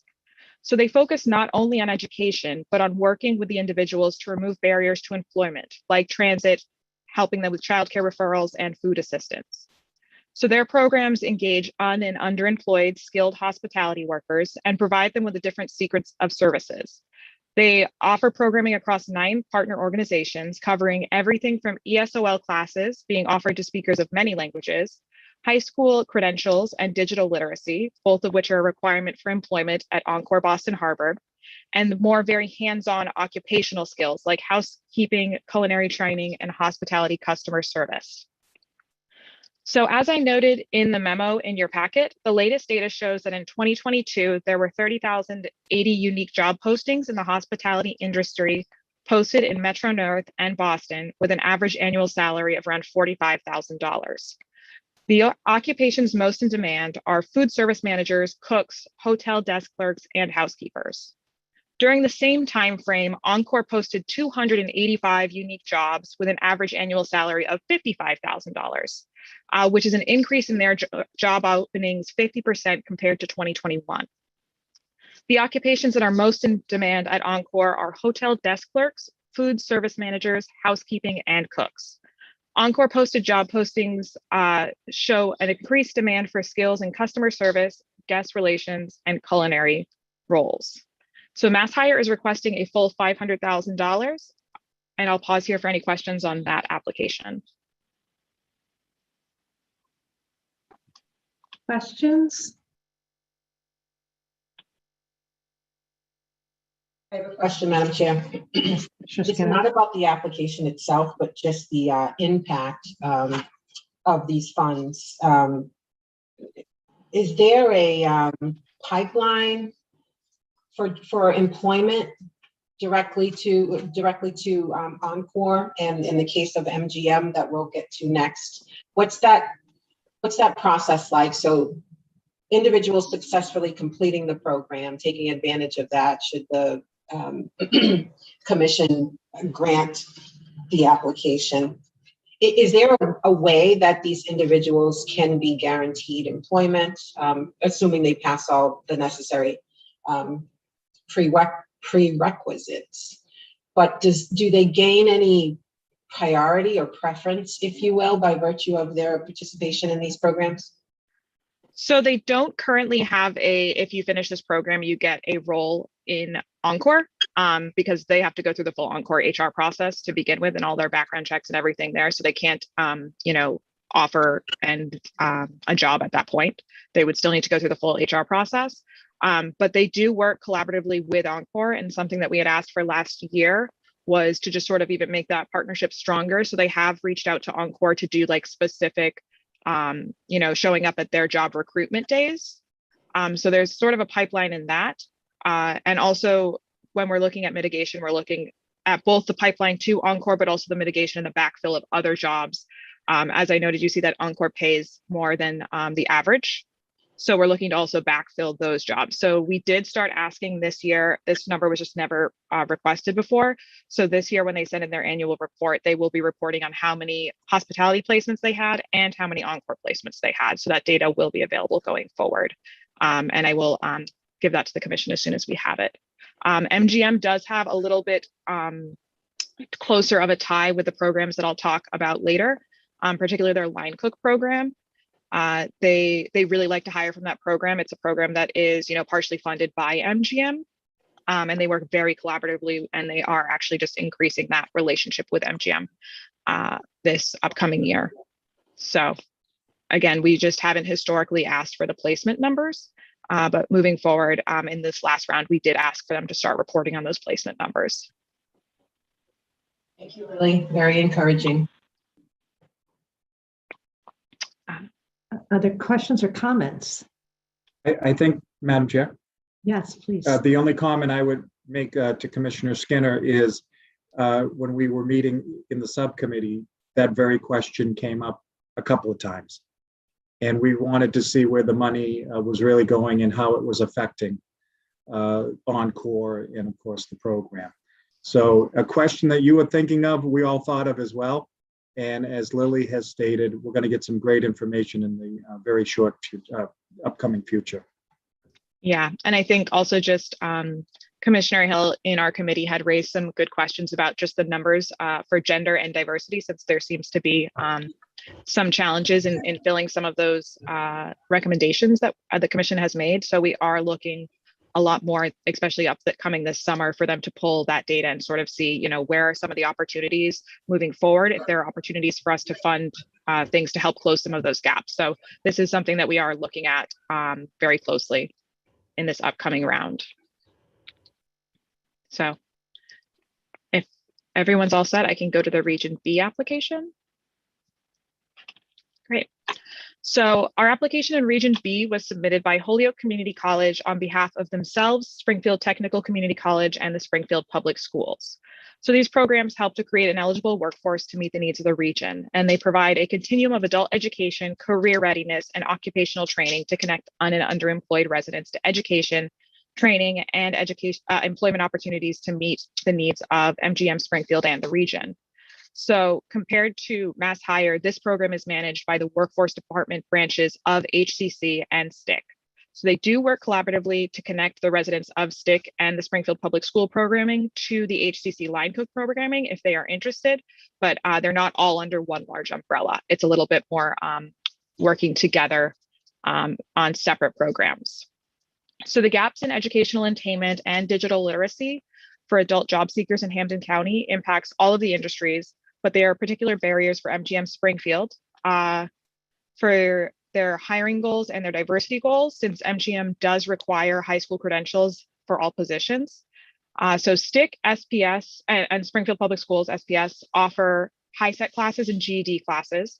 A really nice thing that the Department of Education did this year is they are waiving all of the fees for adults or young adults that are taking those programs and those testing. So that testing scholarships that we usually provide are no longer necessary. So they're able to move some of the funding around to move it to other needs. So that was a really great update for this year. And they also provide digital literacy classes and provide equipment to folks to help them remove access to barriers, so like laptops. So a pretty, wild number is that 57% of adult job seekers in Hampden County lack a high school credential. So they're the highest in the state, and they often even lack the basic digital literacy skills to seek for, apply, or retain a job. So MGM has really identified the lack of interview and personal presentation skills, as well as incomplete applications and lack of sufficient digital literacy skills as really big proficiencies to both their hiring and their retention. As all of their applications like Encore are online. You cannot submit a paper copy application. So the other program that is kind of offered by these two schools working together is the line cook training. So since academic year 2019, when they kind of really started this, they've had 137 individuals complete this line cook training. I think some of the commissioners were able to go out and visit the program, and we are happy to schedule some tours in the falls for those who might want to visit in the fall. And this has been a very popular program for them. It's been full up every single time. And due to the high demand, last year we encouraged them to add another cohort. So they had told us that, in working in collaboration with MGM on this, MGM's #1 workforce need continues to be cooks. So in order to provide more stability to their line cook programming, a change in their budget that's kind of impacting the request for a waiver is that HCC is requesting a full-time employee to run the program in lieu of multiple part-time employees, which is what we have historically funded for them. In meeting with them, we've had a lot of challenges where they would hire someone, they would be a good fit for the class, but they weren't necessarily able to come back, which then impacted their ability to have the class. So they really feel that being able to have a full-time person run these classes throughout the year will provide a lot of stability and support for the students and for the programming. So as they increase the cohorts to meet demand, this will again just provide consistency and they pretty much had said that they communicate very regularly with MGM to deal with this workforce need, and they are designing and implementing strategies for outreach and training and talent acquisition with MGM's HR. So MGM will continue, to your question earlier, Commissioner Skinner, they will continue to participate in recruitment sessions. They do information sessions on career opportunities at MGM. They actually bring them over to HCC and STIC, so the folks don't even need to go to MGM to do them, but they offer different workshops on interviewing and giving trainees access to like their actual hire view system, which I know sometimes we've all experienced, trying a new software can be very overwhelming, especially if you have some barriers to digital literacy. So this year, one of the new things they were doing, they are trying to continue this partnership, and they're actually going to have part of the line cook training will be going for a half day and working in the MGM kitchen and sort of experiencing that and sort of doing like a little shadow day, which I think, again, will really help with this pipeline that we're talking about of folks getting from this program into MGM. Again, these placements weren't historically reported on, but it is something that we're going to be asking for reporting numbers on, and we did ask for reporting numbers on for this upcoming grant year. So they together are asking for $535,500. And originally this request actually came in at $500,000. I think a great part about the collaborative nature of this grant program is that we're able to meet with our applicants. We're able to ask for extra information. And after the review team met with the applicant, we learned that to balance out the increase of Holyoke Community College's need for getting that full-time person, Springfield Technical Community College was asked to cut some of their request. So we felt that this programming is hugely valuable to the region, and the additional $35,000 would actually cover two new people, but we've actually started this EOSL tutoring co-instructor program this spring, and they found it very successful. But this would cover two new co-instructors in a part-time capacity. And it's really helpful because many of the individuals in Springfield don't have English as their first language, and it can really impact their ability to feel connected to the classes and to successfully graduate from these classes. So based on these discussions, a revised application was submitted with that waiver for the additional around $35,000. And the team does feel like this waiver is appropriate. Again, because of the format of this program, that it's run out of colleges and public schools, there's just, it's a little bit more having to really, stretch to pull things together. And we really felt that this addition would really contribute to the quality and the efficacy of the programming. So I can pause here for any questions on this application. Commissioner Skinner? So it's not a question, but more of a request. So the additional $35,000, I didn't receive any supplemental information or documentation about that. I know we have the memo from April 27th. So if you could just review the purpose of the additional $35,000 again for me, that would be appreciated. Sorry. Yes, no worries.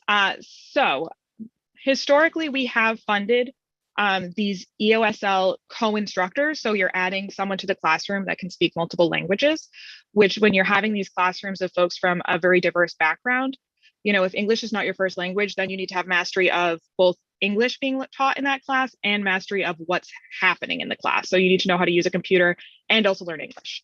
So by providing this additional support in having these bilingual co-instructors who are able to teach in Spanish and English, they're able to kind of give a little bit more hands-on support and connect these students to the coursework in a way that, someone who is just teaching digital literacy might not be able to do because they don't have that language connection. So they're kind of like a classroom add-on. Does that make sense? It does. And so even though the funding for this particular grant is capped at $500,000 per region, the commission has the authority to waive that cap. Yeah, so traditionally the way that we have worded it on ours is that we do target spending. So this has always historically been, in recent years, it has always been 500,000, 500,000. So what we do is they requested a formal waiver for us over the 500,000, the 535,000. We are submitting this application to you as $535,000. I'm also happy to pass along the waiver. It's pretty much exactly what is said in your memo. and you have the authority to grant the waiver from the guidelines. Okay, and I'm okay with that. But my apologies, I don't have a memo that references the $35,000 waiver. Is it not at the end of that memo? There was a paragraph that says waiver. I apologize if there. No, I'm not seeing it, but I understand that there's been a request made, and so I'm okay with voting on that today. Okay, and I can double check. I thought that was what was sent to the packet, but there was an update to it, so maybe it just didn't make it in. But I am also happy to forward you that memo if it didn't have that in it. I'm just going to turn to Grace. It did not. Oh, Grace, okay. do you happen to have that paragraph, or did it come? Yeah, into- let me double check. I know there was an update. And we could also just put it on the screen. Lily, I if you was wanna going to say, if you share. give me one moment, I actually have it Yeah. right in front of me. That's weird. So if I give you one moment, share screen. So are you looking at my SharePoint? Yeah, you'll just need to make it larger. Yeah, a little larger. A little bit. Yeah. So it should have been, I apologize. Is this not the memo that you had, the April 27th memo? We have a slightly different version. Let's just see. Oh, I apologize for that. So just in the right at the end of the paragraph, it's this paragraph. Yeah, that we don't have. I don't think. No, we don't have it. Lily, can you make it a little bigger, please? Little bit. Yeah. Yeah. And I will submit this memo around afterwards. Sure.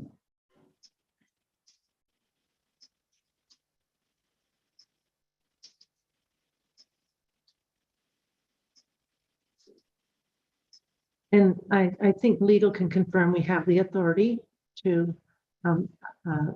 grant this waiver request. Todd? Sorry, I wasn't looking at that at the time. So Lily just popped up the language, and it's simply a request for a waiver over the 500,000, which we. A waiver from the guidelines? That's right. Yeah, that's fine. Thank you, Todd. Okay, so we have that language, and that will just update our the packet that will be memorialized on our website to include this language. Commissioners, do you have questions? 2 great grants. We always like these 2, like all the community mitigation matters. These training grants have enormous impact. Madam Chair, I don't have questions other than to say I did get to go out there shortly after I got here, 2018, 2019. The food was amazing, and it is a really great program. So I think very, very worthy requests. Thank you, Commissioner. Madam Chair, I Yes. also have a similar statement. I was really excited when Lily and Mary went over this with me, and I did have an unfair advantage because they did mention it to me about the additional money. So I appreciate that. I just think that, especially when it comes to Western Mass, this is huge. And meeting people where they are and making sure that they have an ability to go for a high-paying job is critical. I look forward to going out there, and I know President Royale and President Cook very well from my prior life, and so I know that they'll be good stewards of any programs that come through their door. So very exciting, and support it wholeheartedly. Thank you, Commissioner. Any other comments? All right, then I think Lily is looking for us to vote on this today. And Lily, excellent job. Thank you for the thorough report. And thank you to the entire group that worked on this, including, of course, Commissioner Hill. Thank you. Madam Chair, I move that the commission approve the applications from the following applications for funding from the 2023 Community Mitigation Fund for the purposes described in the submitted applications and materials included in the commissioner's packet and as discussed here today. And further, that commission staff be authorized to execute a grant instrument commemorating these awards in accordance with 205 CMR 153.04. They are as follows. Holyoke Community College in the amount of $535,500. Metro North Regional Employment Board in the amount of $500,000.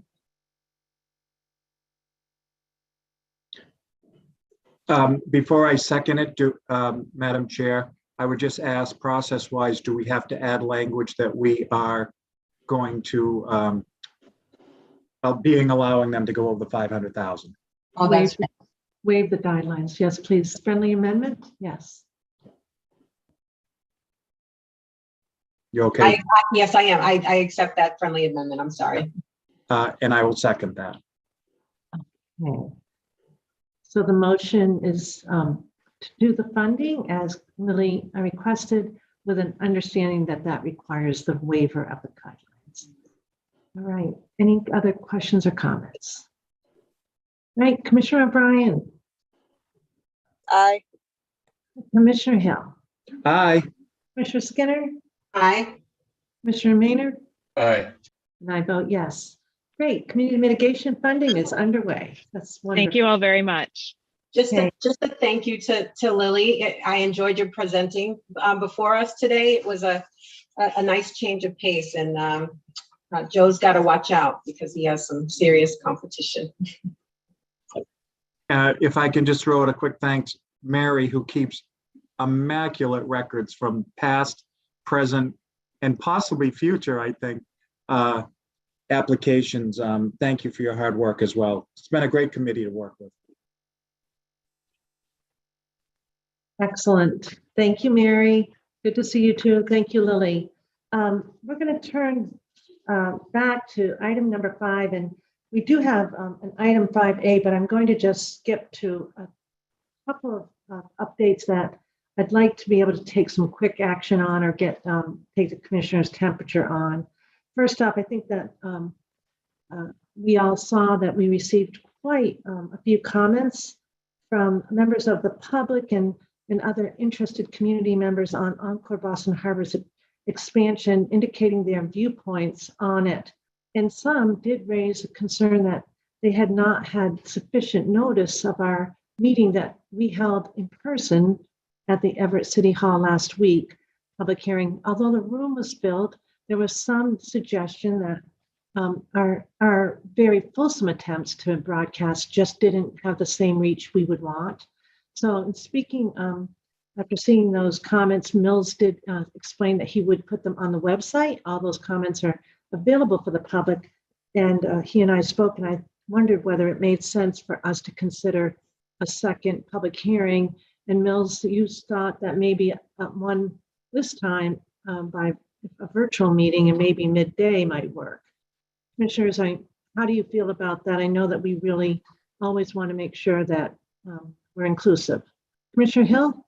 I never shy away from public input from anything. So if that is something that the commission wants to do, I'm all for it. I was a little concerned, and I emphasize the word little because I know how hard the commission worked to get the word out that we were going to be there. And I thought that the amount of people that attended was great and reflective of what we're trying to do. But if there's been a lot of concern that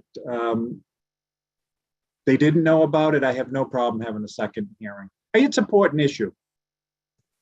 Yes. Thank you, Commissioner Hill. Commissioner O'Brien or Commissioner Skinner, Commissioner Maynard?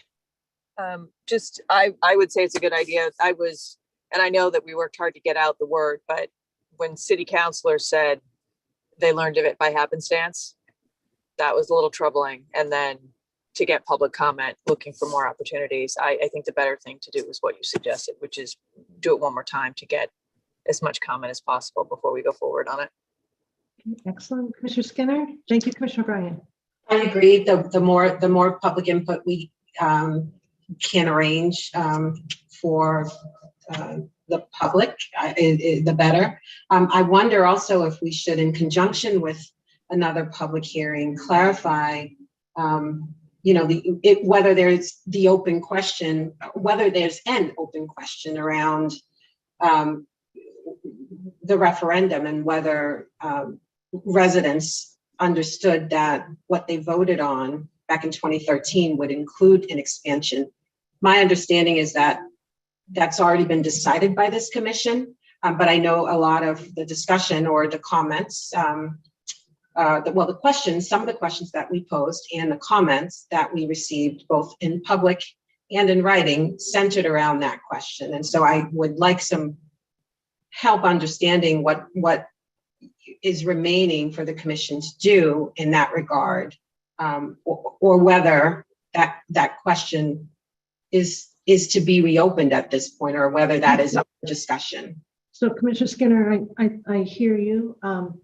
I think I'm going to get some, maybe not at this moment during a commissioner update, because I get some guidance from our legal team, because a public hearing is, I understand that we really are, the main goal is to get input. And I know that you're saying there are questions. I just am not sure if that hearing will be where we resolve those questions, or if you are suggesting that maybe we have another public meeting in advance of a public hearing. But if that's what's being suggested, I think we should talk to legal. My thought was that we would have another true public hearing that really a reminder to ourselves as well as to the public. It's intended to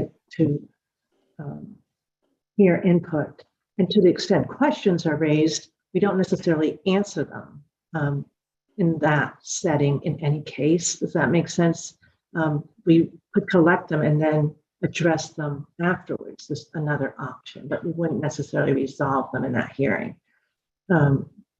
Briefly, Todd, am I close on my understanding of the nature of a public hearing? Yeah, I think that's right. It's just an opportunity to kind of gather input on this. The election question is one I suppose you could ask people about and figure out what value that has as to who thinks what. It's probably of limited value because you're not taking a full survey. But yes, I agree with that assessment. So I'm hearing you say, typically, I know we never shut down questions during public hearings. And I know we mark it up as a public meeting because of that, but it isn't where we would deliberate normally, right? That's right. You're just listening, ideally to people. And we do, again, mark them up as public meetings in case there are questions or the commissioners have comments to offer. But, ideally, it's just an opportunity to hear what the stakeholders have to say about whatever the topic is. In questions they may raise, I know it's awkward sometimes to not be able to offer an answer, but Commissioner Skinner, so are you comfortable if we go forward with a hearing and then collect questions and then address next steps after that? I am, and I certainly wasn't suggesting that we deliberate during this public hearing. I guess I'm just trying to help set expectations just a little bit, and to determine, I guess, what the commission's next steps might or should be relative to that particular issue. Because again, there was a lot of comments around that issue, and I expect that there will be more comments relative to that specific issue. That's all. And I just going into the public hearing, I would like to know whether there is an appetite to reopen that question or not, and if that takes another public meeting for the commissions to deliberate on, then I'm certainly not opposed to that. I just want to, in part, set expectations for the public that, if we're not going to reopen that question, I think that should be known. And if we are, I think that should be known, because I think it would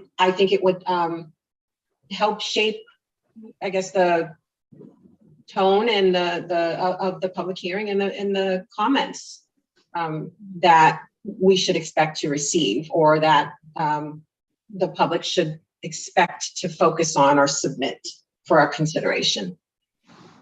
I want it, in short, I want the public hearing to be a meaningful opportunity for those that wish to participate. And if there's not an option to reopen that question, I think the public should know that in advance. Commissioner Maynard? Well, I think Commissioner Skinner, anyone that hears that will come at least ready to have an opinion on that, given that your statement there. I think that I'm happy to do it again. In fact, it cures. I was really upset that I couldn't be there in person, so I'm happy to be there in person this time, and happy to do the hearing. We'll probably conduct it virtually, but you mean here and closer to us or do you want it in person again? I hadn't thought of that, but I meant sitting right here in the Commonwealth, right here in my office. Well, and you were out of state for very, very good reasons. So, all right. So I'm hearing Commissioner Skinner. I'm not sure we will resolve the issue that you're asking for in advance. And I hear you saying that, you want to set expectations. Maybe the fact is that it's, we can always turn back to, even if it is decided, we can always turn back, I suppose. But I'm not prepared right now to say whether or not that, precisely the issue, even I'm guessing what you think, what you're saying the issue is, but I don't want to even guess without being precise. What I'm worried about is I don't necessarily want to not have a public hearing because we haven't yet resolved your request, and so I'm kind of struggling with that, Commissioner Skinner. Do we need to have a public meeting and deliberate on your issue before we can do another public hearing? We don't. I'm fine moving forward with scheduling that public hearing. Just making a note of, I guess, the work that we have before us, really, more than anything. Okay, that makes good sense. Thanks. Commissioner O'Brien, are you all set then to have Mills and team with Grace work to, I assume, virtual, right? Mills, you thought that might offer more, perhaps even more opportunity? Yeah, I thought that, given the fact that the commission held an in-person in the evening meeting last time, let's do the reverse and do a virtual midday hearing to offer that platform.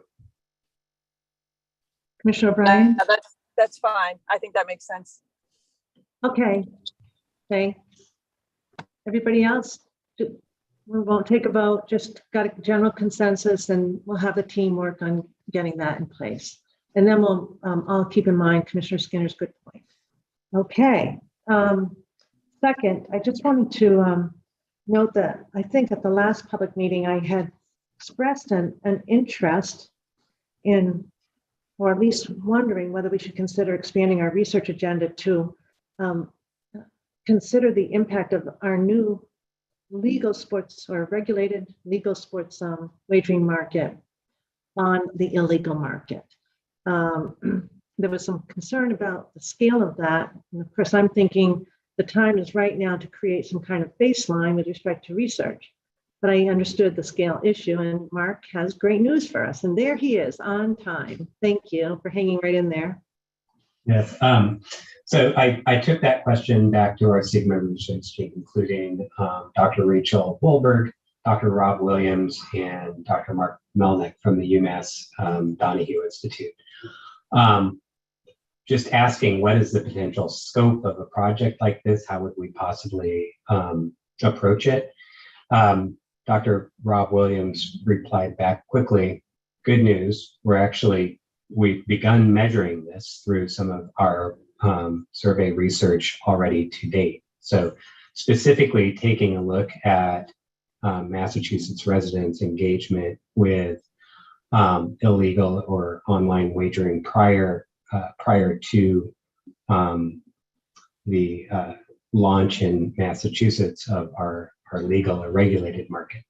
So it will serve as a very good baseline. We have a plan, at least a proposed plan, I guess, moving forward, where we will continue to measure that, and you can begin to address and take a look at what is the shift from that market into the regulated and legal market in Massachusetts.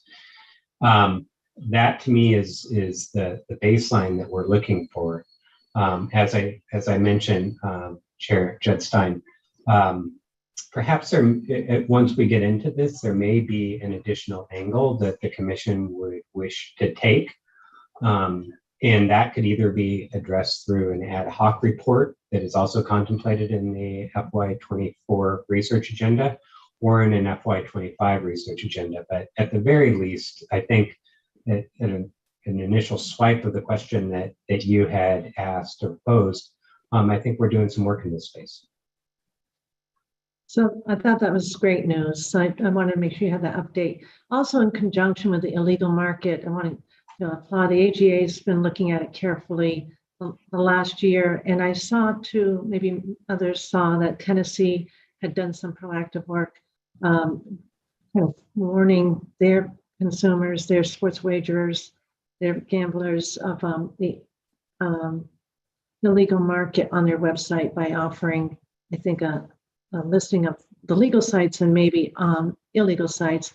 Mills had, by chance, had already indicated that he had a desire to look into that. So it's nice to see that your thoughts and Tennessee's kind of aligned. And Tom, if you wanted to just give a quick update on that, and then maybe we'd have a report on that later at one of our future meetings. Yeah, Chair, sure. I think Tennessee you're right to call out our counterparts in Tennessee, noting that, only those operators that are listed on their website as being licensed in Tennessee are operating legally in the state, and noting that there are illegal operators that don't have the consumer protections and responsible gaming concerns in mind, and warning folks to check that website before they think to place a bet. A number of other jurisdictions have been doing similar activities. So I was going to work with the legal team to make sure that we had the appropriate language on our website indicating something similar. And then Commissioner O'Brien, you had an additional idea that you raised, I think, during our assessment process, but it would maybe be something that we could look to for the future. I know you wanted to note it. Yes, this came out, it was during one of the roundtables when we were talking about media and responsible gaming, the idea that we have some sort of insignia or logo that we put our licensees, we have them put on the app and the website when so that we can then direct people that if they don't see that logo, they're not on a lawful site in the Commonwealth of Massachusetts, and be one more avenue to make sure that consumers understand if they don't see that, they don't have protections. Yeah, so that's another area we can explore. So maybe you can work, Commissioner O'Brien, unless there's an objection, for her to explore that with the Sports Wagering Division. Everyone, you recall that Commissioner O'Brien brought that idea up, so strengthener.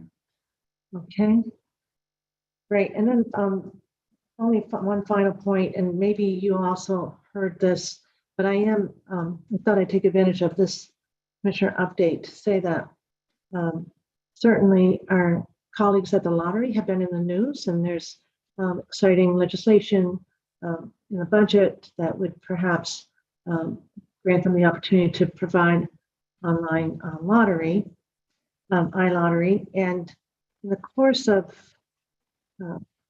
questioning I'm not sure if he's the executive director now or still interim, but Mr. Bracken did say that he had not yet heard from any of the sports wagering operators that we have given temporary licenses to. And, we did ask each how they were going to collaborate with the lottery. Each of you, particularly Commissioner Skinner, with her relationship with the treasurer, placed enormous weight on that issue. So I would say we are going to be looking to our regulation on what we expect from the operators to report to us on and how they're going to report to us. And we have the quarterly reports for the casinos. We're going to look at that. But I suspect that at some point they're going to be coming to us relatively soon. So I think my suggestion would be that they reach out to Mark William Bracken. Commissioner Skinner. Yeah, I was thinking along those same lines, Chair. In fact, Karen and I had a discussion not too long ago, maybe 2 weeks or so, where, I had proposed, and it was my intention to bring it to this group to discuss at one of our future meetings, but a work group of some kind consisting of staff from the commission as well as staff from the lottery, so that, the parties can lay out, or specify first off exactly how they're proposing to mitigate harm to the lottery, but then go through exactly what their promises were to see, how we move in the direction of having them actually implement the plans that they presented to us. So I'm glad to see that this is top of mind for you as well. And look forward to having those discussions and participating in them. So, I'm certainly happy to follow up with Karen, certainly happy to support as necessary. But I do think that it is time to get those discussions going in a way that moves the needle a little bit. Excellent. Commissioner Hill? Madam Chair, I think we're all thinking the same thing at the same time, but going down different paths to get there. I too had reached out to Mr. Bracken to talk about this issue. He actually was on his way to I believe down in Florida, to talk to his fellow colleagues across the country. And I know this was an issue that was going to be brought up within their discussion. So I was waiting for him to get back and talk to us about that. And I remember reaching out to our sports wagering department as well, just to put it on their radar. So they are well aware of it too, that we need to reach out to our companies and get some feedback on what they've been doing. So it sounds like we're all on the same page, and we all have been working in different ways to see that this become a reality. And I encourage everybody to use this commissioner's update so that we can, do it together. This is a mechanism for us to chat. I know Commissioner Hill and I spoke yesterday. Isn't it too bad that we don't get to chat? And so this is an opportunity. So always know that this would be a great starting point. Commissioner Maynard. I totally support everything that's been said. I've also been trying to track down some follow-up. I will remind everyone that, I think Commissioner Skinner, all of us, said to every operator, this is not just words. We expect to see some real action behind this. And I, like you, Madam Chair, encourage them to do some homework if it hasn't been done yet and reach out.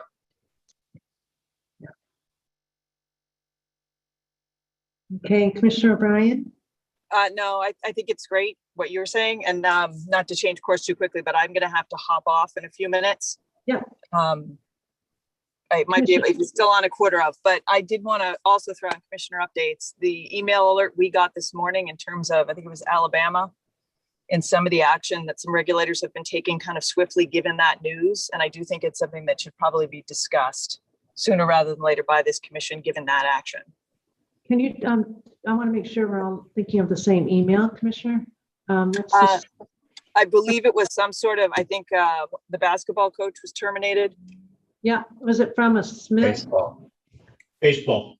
Baseball. Yes. And some jurisdictions have requested that operators suspend betting for now on that.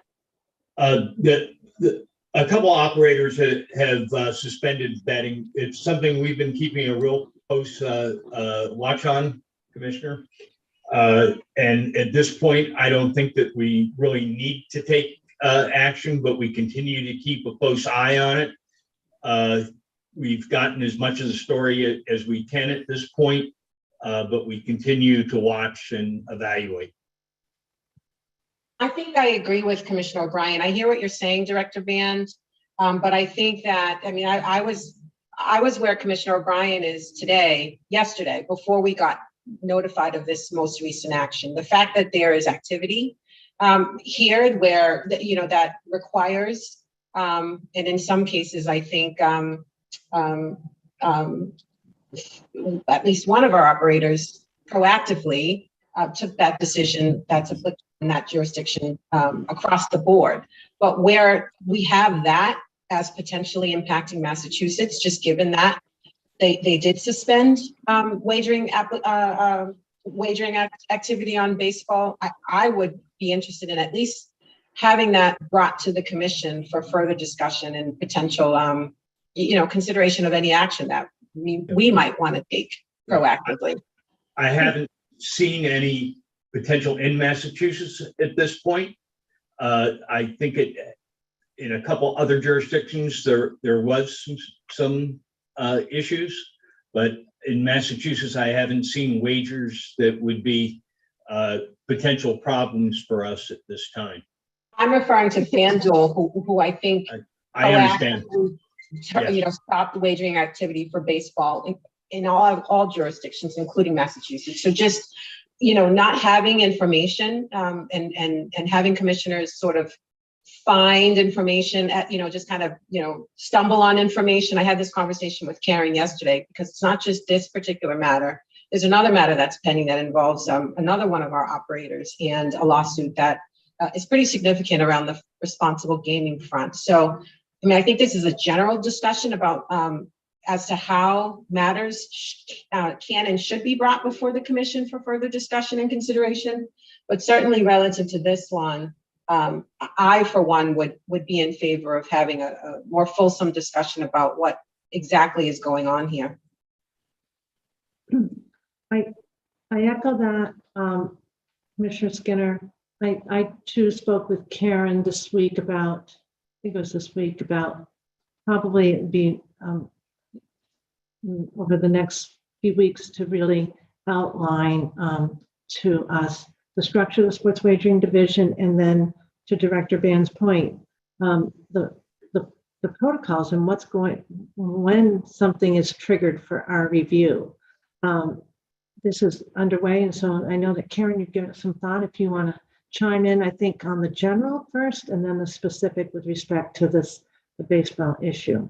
Yeah, and you know, Nikisha, Commissioner Skinner and I did speak about this yesterday, sort of the general idea of this yesterday, but what do commissioners want to be informed of, and how is that going to work?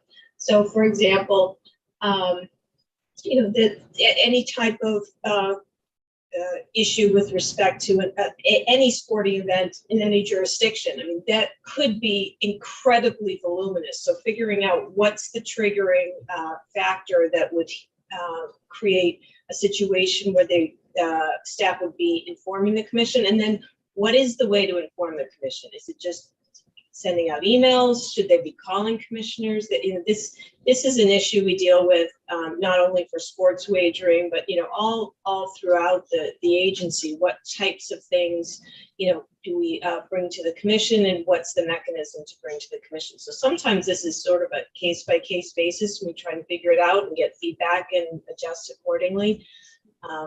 But this, you know, given that sports wagering is new, it can be challenging. I think we're going to need to have to standardize our approach, and I'm concerned, like I think Commissioner O'Brien and Commissioner Skinner, as to, you know, I first learned of it and I said, well, it's not involving Massachusetts, so therefore we don't need to be concerned. So we heard kind of each individually from Director Ban that, well, there, or maybe I heard, I don't know if others heard too, that like you said today, Bruce, there hasn't been suspicious activity from your perspective that's come across our lines. Yeah, it's not just online, it's from some integrity groups and also, monitoring wagers in this jurisdiction. It is nothing that I've seen that would concern us at this point. And it's a situation that we continuously monitor. If something was to change in that effect, I would come back with suggestions at this point.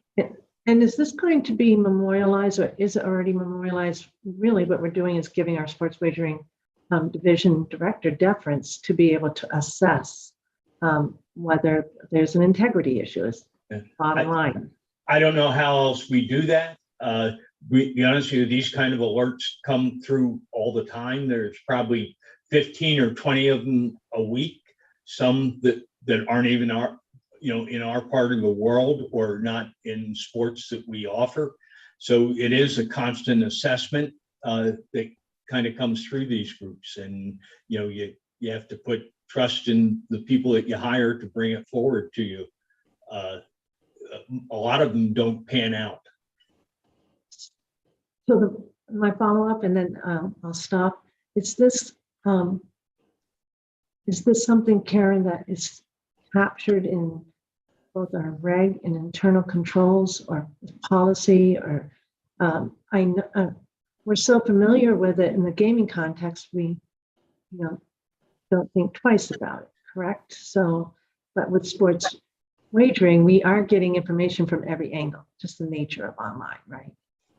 Right, and this is an issue with the actual game. My understanding, Bruce, correct me if I'm wrong, if there's an issue with the sport as opposed to an issue with the operator who is conducting the sports wagering in Massachusetts. So it's different from a table game or a slot machine where the operator is running that.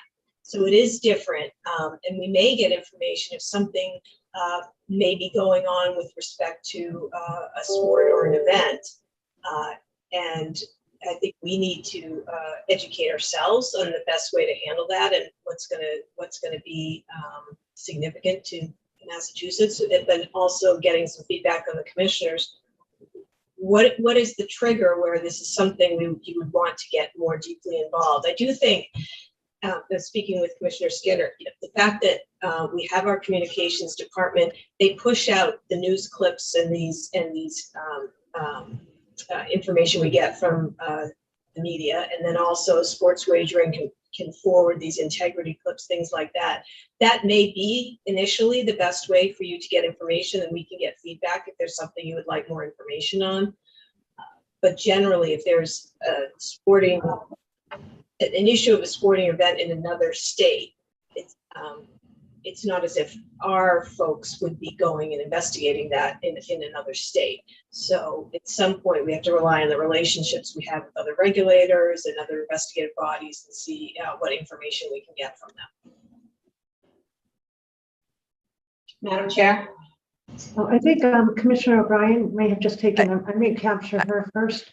Yeah, and then I am going to have to hop off, unfortunately.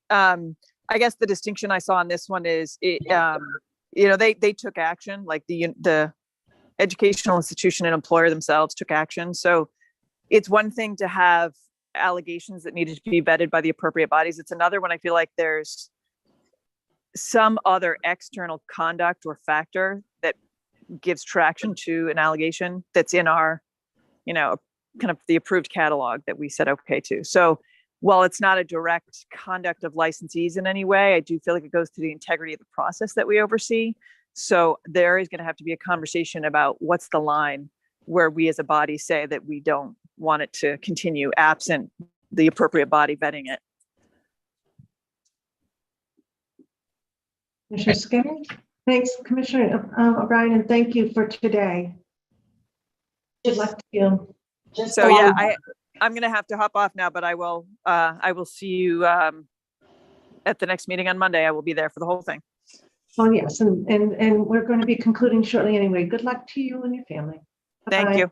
Bye. Mr. Skinner?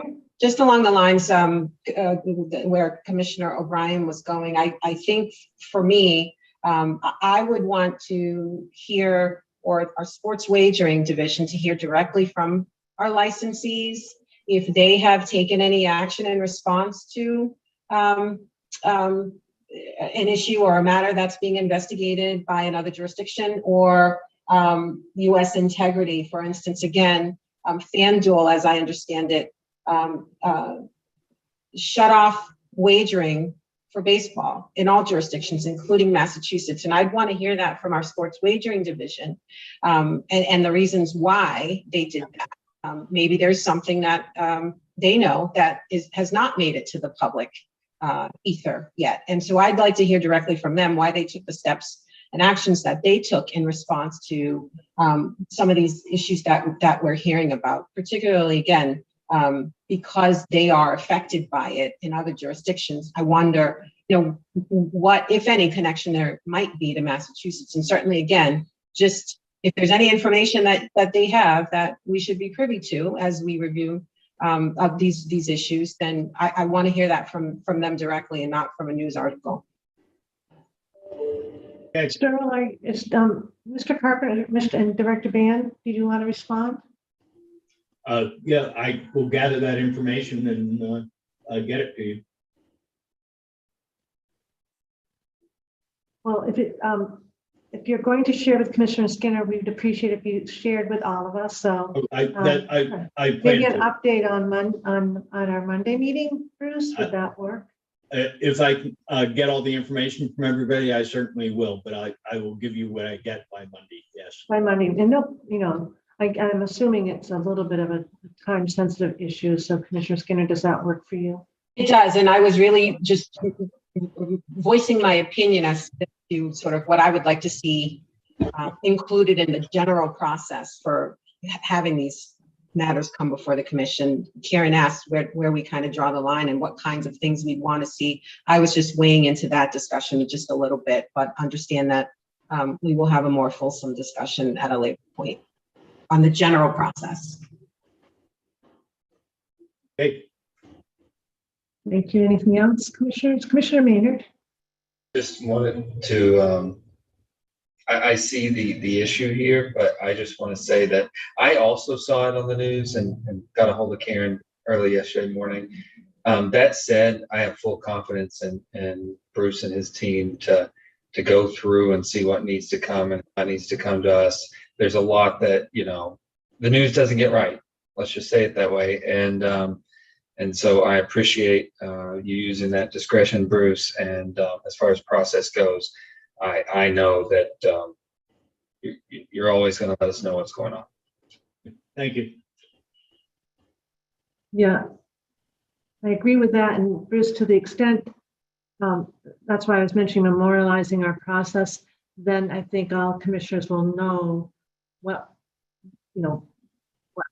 questions you ask, what you do, the general work of the sports wagering division, so that we just are, of course, meeting our priorities around integrity and consumer protections. So thank you. Then thank you to Sterl too, and to Crystal. I know that she's listening. So thank you. Karen, anything you want to add to that? Nope, that makes sense. All right.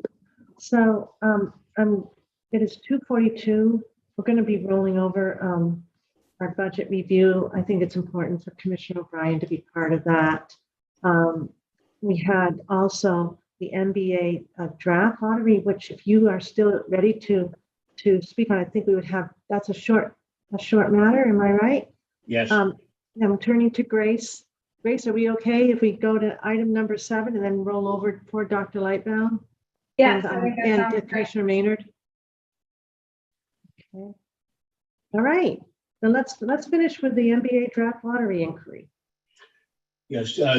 DraftKings requested for clarification on the NBA draft lottery, and I'll turn it over to Operations Manager Sterl Carpenter. Thank you, Bruce, Director Ben, and good afternoon, Madam Chair and Commissioners. We received a request from DraftKings on clarification on Wednesday, April 26th. that the NBA draft lottery was covered under the events catalog in the Commonwealth of Massachusetts.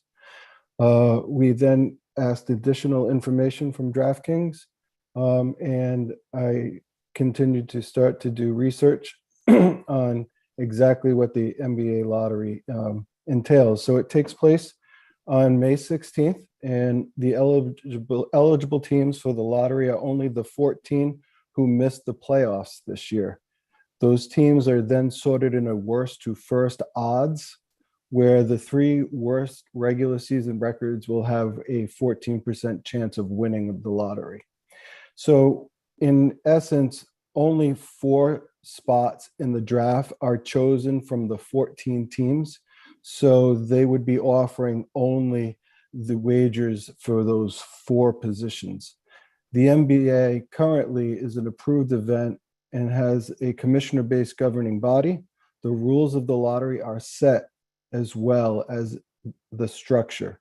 So select media, NBA officials, team reps, and the accounting firm of Ernst & Young are all in attendance for a drawing that is in a separate room. Once the drawing is done, the representative from Ernst & Young seals the results in envelopes to be presented by the NBA commissioner on a live broadcast.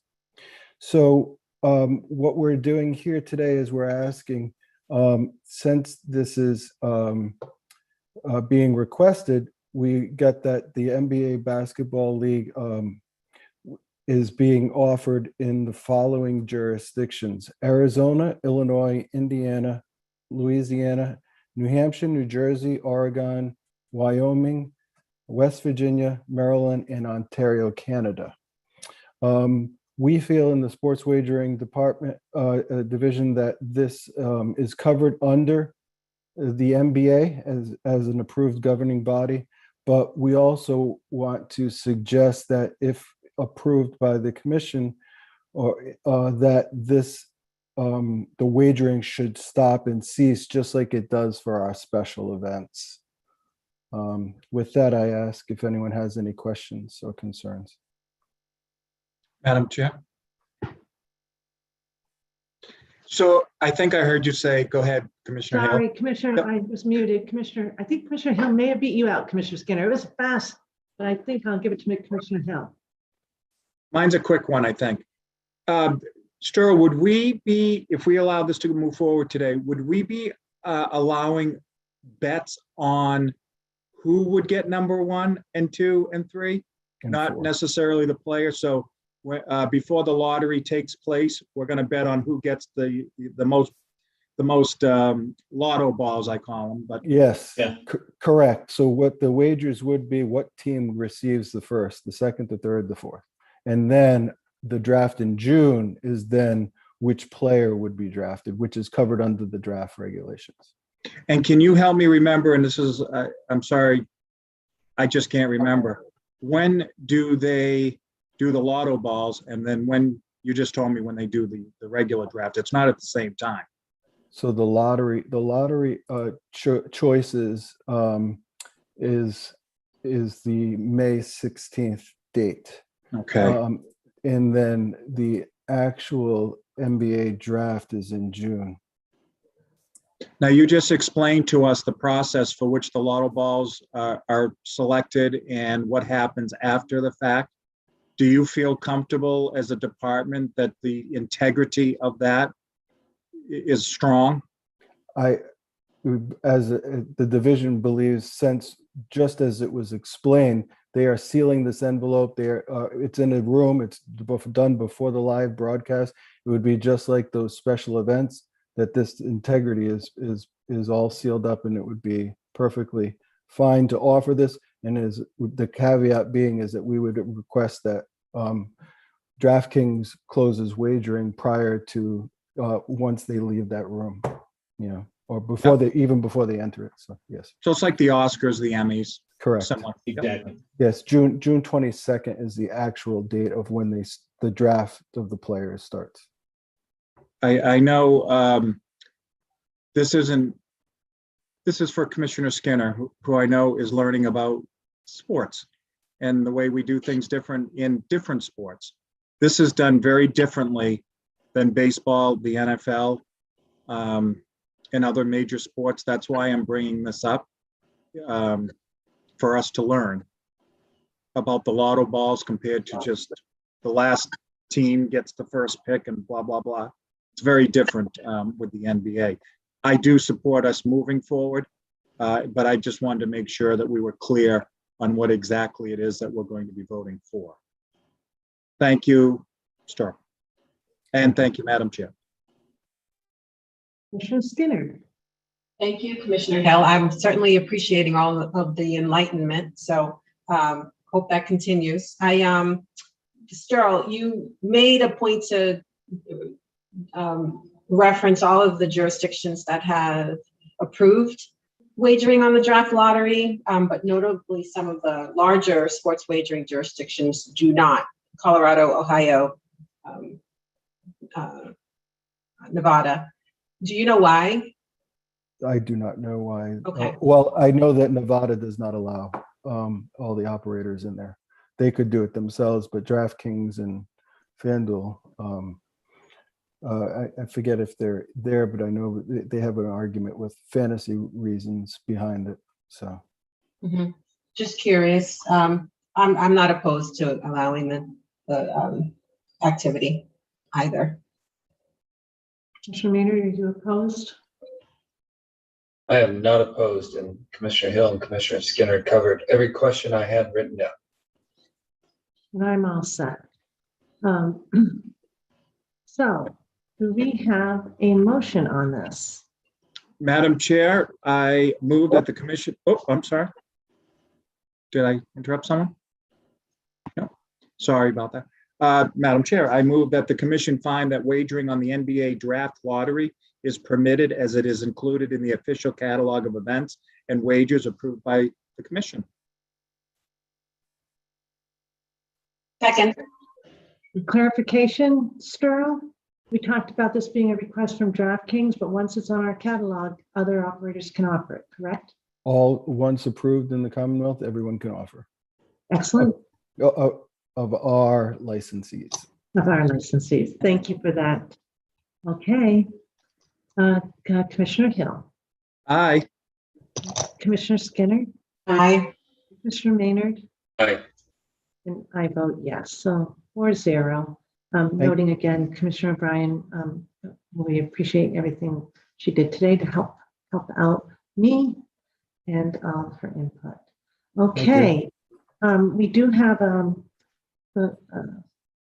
our schedules the GPAC, Gaming Policy Advisory Committee meeting, and several members of the team and commissioners are invited to attend and will be representing. So we need to be on time. So we have about 6 minutes or so, 9 minutes before that starts. So I'm recommending that we adjourn with a couple of items rolled over. Again, that would be Dr. Lightbound and Commissioner Maynard's item on the delegation of authority with respect to horse racing, updating that, and we were going to do it as a two-part. Commissioner Maynard, perhaps it would work, so that we can combine it all into that one discussion and vote. Commissioner Hill, you good with that? I am. Oh, and Commissioner Hill, I didn't mean to. I know that you're all working collaboratively on a lot of the horse racing things. You haven't split your work up, that's for sure. Commissioner Hill put a lot of time from a cell phone on the road into this, so I wanted to make sure you got a little credit for that. Well, good. Well, good. I know there's so many. I thought I was dividing and conquering, but I like that you're all working collaboratively. That's excellent. And then we have the budget item. Grace, anything else that we need to roll over? Nope, it'll just be those two items that'll get rolled into a meeting next week. Okay. So with that, thank you to Grace Robinson, and thank you to Trudy for all that she does for us to keep us on schedule. And with that, I ask for a motion to adjourn. Move to adjourn. Second. Okay. Commissioner Hill. Aye. Commissioner Skinner. Aye. Commissioner Maynard. Aye. I vote yes. So 4-0. Thank you, everyone, and thank you to the entire team. Great work.